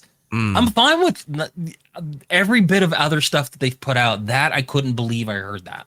Rejoice is a better song, but that one is getting a lot of shit on the internet right now, and like, rightfully so. It is not good. Yeah, I have to agree, and I don't really know much about Avenged Sevenfold. Oh, I didn't bring the graphic. Shit, we'll do it next week because I have a bunch of new radio stuff to play for you. Mm-hmm. But I showed Jordan. Now, the general public is not going to see this, but I have weird connections to radio things, and I follow a bunch of different stuff. There was a radio station that were promoting a concert that they were promoting. Oh. Now, I don't remember the other bands, except in the middle it says Stained with the band photo, and then below it, Hoobastank with the band photo, right? No, don't show it. We're going to save it. Okay. Oh, it's so I looked at the graphic for a little bit, and I went, that's not Stained. They used the wrong band photos to promote this concert or whatever tour or whatever it was that the station was a part of. I'm going to bring it next week for us to take a look at, and then we're going to play what band did they use to promote instead of Stained. Here's the thing. Yeah. You're wrong about the band you think they did use, because that's not them either. I am? Uh-huh. Oh, wow. Okay. Don't tell me No, that. I'm not going to say anything, but when you said that was the band, I looked at it, I was like, that's not the band, because I've seen I looked that band. Up. I swear I thought it was, and I was wrong too. Because here's the thing. Hoobastank is not Hoobastank in this picture either. Yeah, that you told me. I don't know who the fuck any of these people are. All right, so that's a little tease. It's fantastic. I'm like, every time I look at it, I'm like, who the fuck are these people? About how bad the state of radio has gotten that they screw up in so many different ways. Oh, it's so bad. I will move on to another music thing with you then. Yeah. Where is it? What is it? Dun, dun. What is it? Okay. Yeah. So have you want it all, but you can't have it. I love that song so much. Yeah. I swear to God, one day we're just going to take do a song music requests, and it's just going to be a half an hour of us poorly. Look, I'll bust out my I rarely ever do karaoke, but I have a list of songs that I know I can just fucking nail. Nice. And I'll bust out one of them, and you're not going to believe what it is. I'll tell you. One of the songs. It's really awkward. Tacos, Putting on the Ritz. Really? Yeah. Super duper. I can do it. Okay. I don't want to. We'll believe you. Let's move. Let's Okay. go. All right. So I found this guy a long time ago. He turned his this old-fashioned sewing machine into a musical instrument. And I found him years ago because he was doing what are you booing at, Chris? He's booing because he wants to keep us. Did I want that it didn't do the song or my song? No. He's booing you because that's not singing. Taco talks through the whole song. He's questioning your singing ability. But he talks with an accent. Trying hard. Is that on? Okay. Trying hard to look like Gary Cooper. I'll do it. Yeah, I have a list. He's the 80s version of Kesha. Because she does the same thing. She just talks through her shit. Wake up in the morning feeling. Yeah, that's not singing. She changed that now. She's just talking. It's not feeling like she changed. She changed the. I wake up in the morning and I'm like fuck P Diddy. I think is how she says the song now, right? Which is smart. By the way, I bought the Kesha's TikTok dance emote for Fortnite. Of course you did. Yes, I did. All my stuff is old school shit. I gotta go check to see if it's there. You know what I almost bought? What? The King of the Hill standing by the fence drinking beer. I have it. Just so okay, good because I want to go do that. I actually got that one for free. It was a promotional thing or something. Oh, okay. But I do that all the time, and then other people walk over and we're just sitting there throwing beers down in the garbage can, going crazy. Yeah, I saw that the other night. I was like, oh my. Oh, I see what you did there. Pizza on the Ritz. That's not Pizza bad. on the Ritz. Yeah, it's like Tostinos. It's like a little pizza on the Ritz. So this guy took this old-fashioned sewing machine, like ones you would see in like factory sweatshops and stuff, and turned it into a musical instrument. No, I found him years ago. He was doing the Doctor Who theme. Right. Okay. This one, he's doing a very well-known 80s TV theme song. Okay. Please tell me if you can guess what TV theme song he is performing. Okay. Here we go. I got it already. You say synth, immediately I know this one.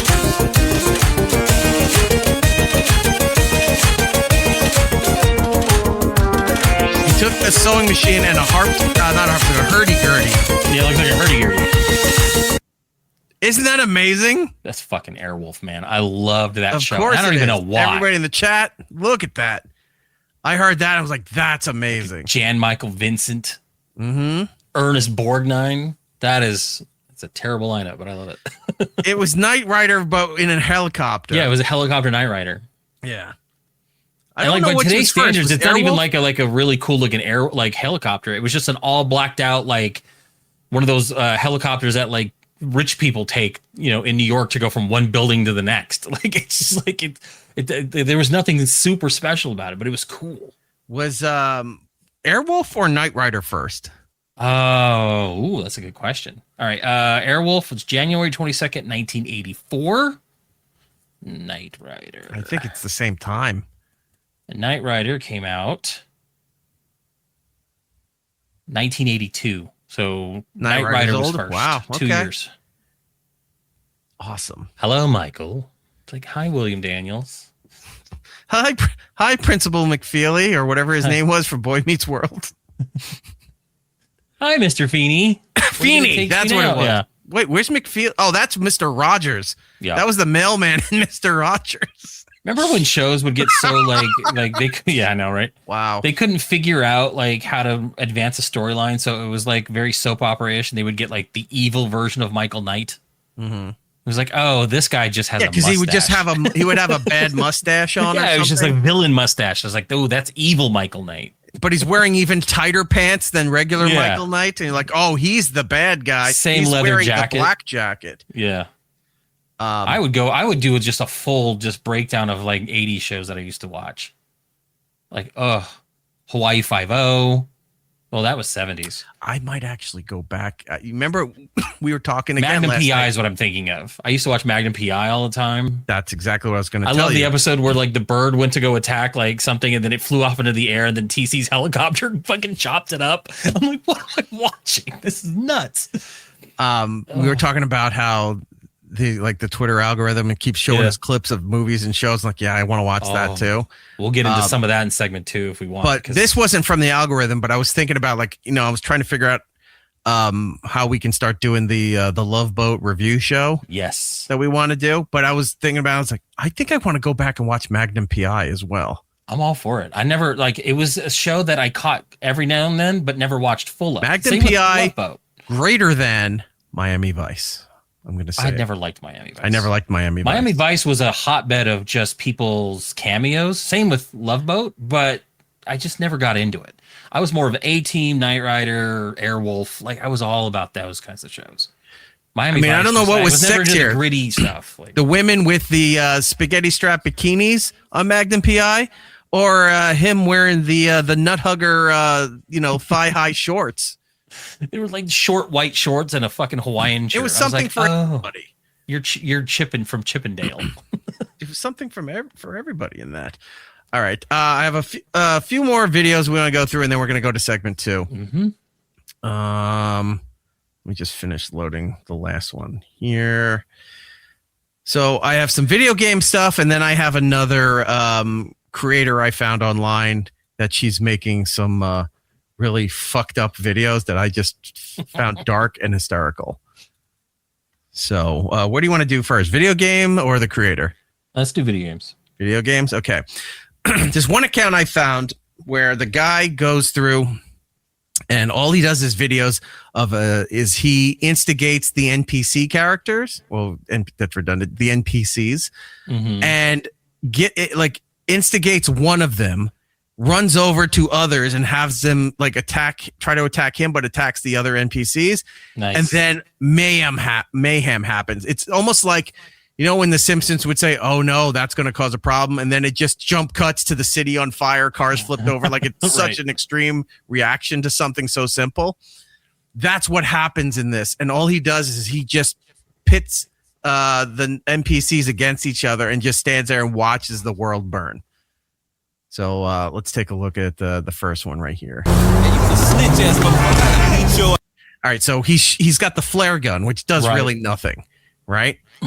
He's not using any kind of melee weapon or gun to kill the NPC. He's just something to agitate them, and then it goes from there.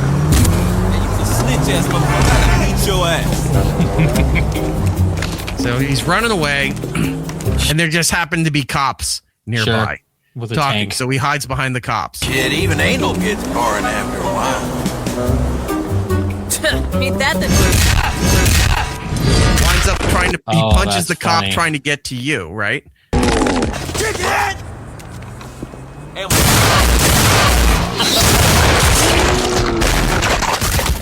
I did not expect that brute force. I thought maybe they would punch him. That was The other part too, right, is after the cop shoots him, watch what he does. He's on the ground. Look, he picks himself and tries to drag. What happened? Oh, my light fell, and I thought something happened in my room. See, the background went out. Yeah, while this was going on, I saw you jumping. I thought someone showed up. I got this blowing up, and then something hit the ground. That's funny. Can you go fix that? Yeah, I'll fix that in a second. Give me a moment. It's okay. I'll turn your camera off. Oh, that's you go do that. You can keep the audio on. Just turn the camera. There we go. And I'll do this with everybody. So yeah, watch him pick himself up, and he's dragging himself like he's trying to get to shelter to survive.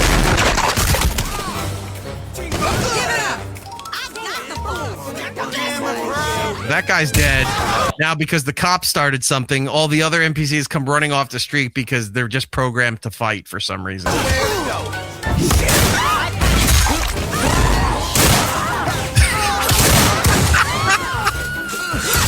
Look, if they were just complying, this wouldn't be a problem. I'm like, huh? You missed this part here. Watch the lady in the tank top. Watch this.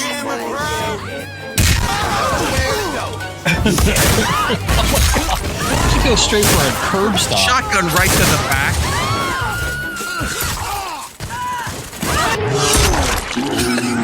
He said.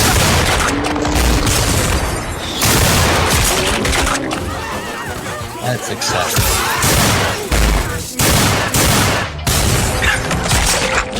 Oh my god. The original guy that he instigated is already dead. Oh yeah, he died. And now it's just a body count. Oh my god. The physics on this is great because that girl definitely slid across asphalt to punch him. Oh my god. He's just standing walking around watching it. He's not even doing anything. They're all just attacking each other. This is GTA, right? Yeah. This is just. Oh my god. Like, there's no upper hand. Anytime someone gets upper hand, another character comes in and takes them out. Look, a plane's crashing. The fire hydrants are exploding. Car just plows through 5 people. Oh my god. Start playing GTA. What the fuck? What? Is that a warthog? Like some kind of animal? Some kind of animal decides to jump in. What the? Here, go back. I want to see. Oh, never mind. All right. I was gonna say that just came out of nowhere. I was gonna say just go back just a little. I want to see that thing just smash right into a car.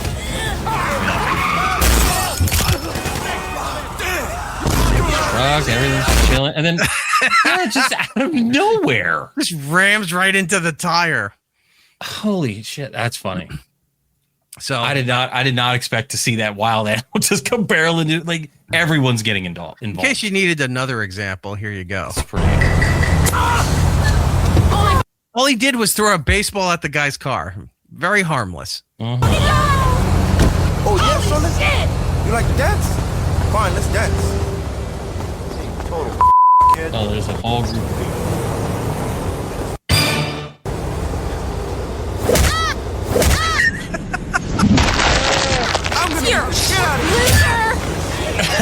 Yeah, where did the hammer come from? Yeah, she has a hammer all of a sudden. Like, why does she have a hammer? Oh, and that guy just broke his leg.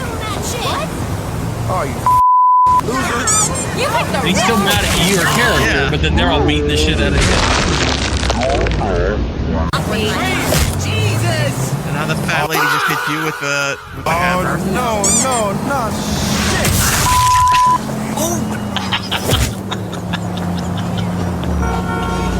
Oh, that is so funny. I don't know why the fat lady's mad at you. I'm going to pound you all kinds of ways, pinche joto. Take that, put it in your eye. Oh, that's too funny. You're worthless. Get out my way, Oh, we got a new player. Yep, he's got an axe. Damn. So, yeah, this guy, all he does is just finish him. Start NPC fight. Records no available. Pretty good. Pretty good. She's just beating the corpses. the He throws the baseball.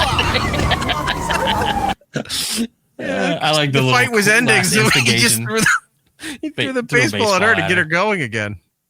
That's really funny. So he's definitely a favorite. I came across this other one where apparently this girl, I didn't know PUBG was still a popular game. People are still thought playing that it. died when Fortnite became So there's this girl that I guess has a squad with her, but she goes and essentially acts like a siren where she's luring sailors to their death. Nice. Okay. She starts a conga line, and we'll just leave it at that. Here we go. This is a copyright song, I think. I think it's that Shakira Africa song. Oh, yeah. So, yeah. So, see, she's playing. She's just doing this conga thing. Other players are coming around, and they're all starting to join up with her as she's doing the conga line. Right. So I don't know if it's like Fortnite where, you know, if you're doing an emote, there's an option for you to join in on the emote. Yeah, so it just automatically does it. But look at this. So it was starting to get passed around the server that, hey, everybody's, you know, we're doing this thing. So they're all showing up. Now here's where it gets fun. She's doing this dance around this industrial area. They're all following her. She lures them into like the garage of a building. But up on the door here, I just noticed him. That's funny. Her teammate with the gun ready, waiting to just mow all these people down. So let's see if we'll put it back on, see if we get some sound effects with it. Here we go. Oh, just kill them all. Okay, hold on. Get back to the garage here. They're all just being mowed down in the background while they were doing this conga dancing emote. And I'm like, this is where I can enjoy some of those first-person shooter video games. Because otherwise, it's not really for me. It's so funny. I mean, it's just Fortnite.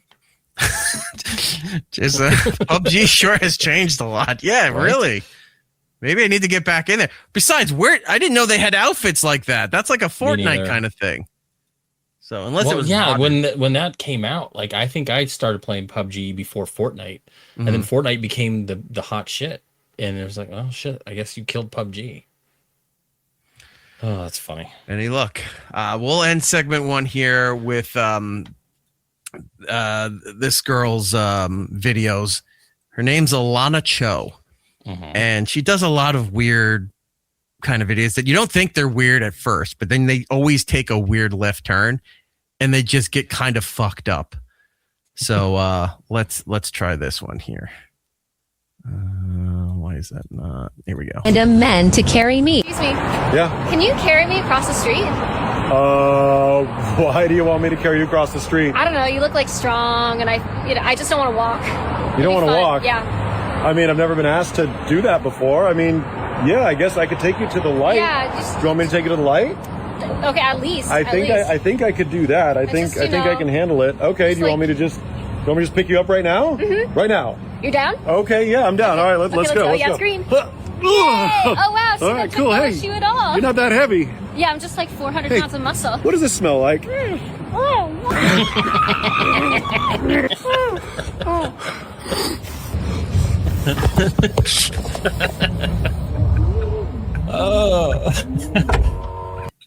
It reminds me of that guy that would go like break into like that girl's house while talking about like ice cream flavors and he was like, hiding in the closet. Like it's that kind of shit. I love that. That's funny. But can you just pick me up? And he just chloroforms her, runs into a garage and throws her into the trunk of a car.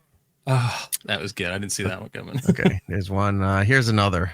Can you help me with a TikTok? Yeah, sure. Okay, so just come up to me and say, "Hey, Alano Cho, can I have a photo?" Yeah, that sounds great. I can do that. Okay, cool. Guys, I'm having a lovely day in Beverly Hills today. Hey, Alano Cho? Yeah. Can I get a photo with you? No. Anyways, I'm having a great day. Oh!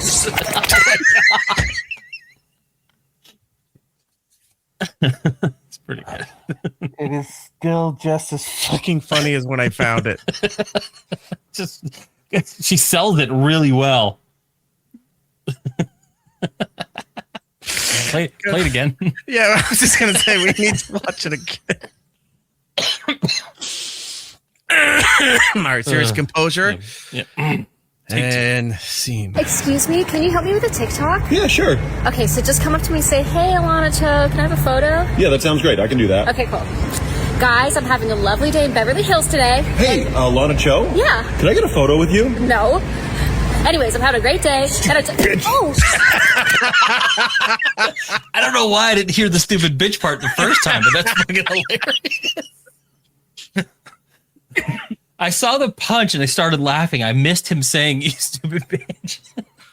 Just the sound of the thud hitting her face. It's like, ah! And she goes down. That's pretty good.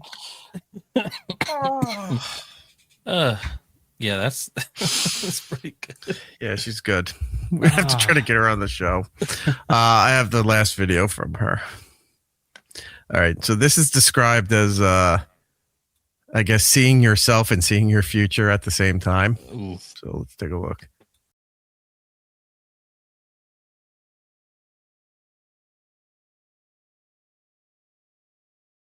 So she's on an escalator going down, and she looks over and sees her like a future version of herself going up the other escalator, pregnant with a stroller or carrier or something like that. And she's like, "Oh my God, that's my future."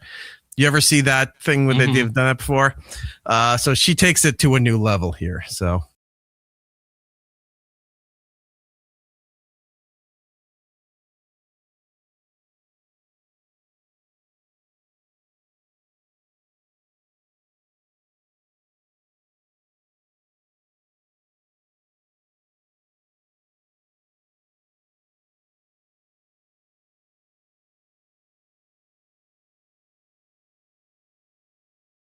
They're trying to change the future.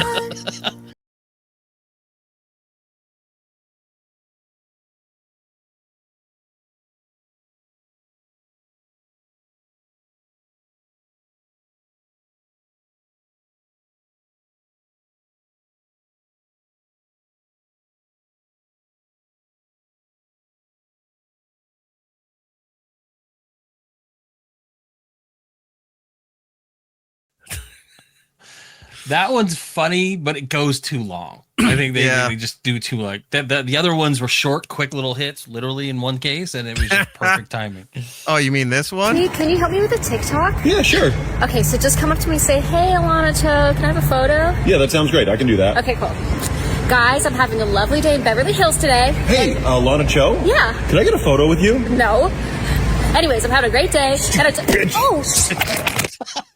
Oh! That's pretty good. I think I'll try to reach out and see if we can get her on the show. Okay. All right. That's pretty good. All right. Let's take a break. When we come back, segment 2, we're going to talk about television, movies, a bunch of streaming updates, the lackluster event that was San Diego Comic-Con. A couple of highlights from there, but overall, it was just like nobody's talking about it at all. Like if we didn't go to look up what some of the highlights were, they're not anywhere. They're not being discussed. Trending, as the kids say. We'll be right back. More, it's Eric Nagel. It's Eric Nagel.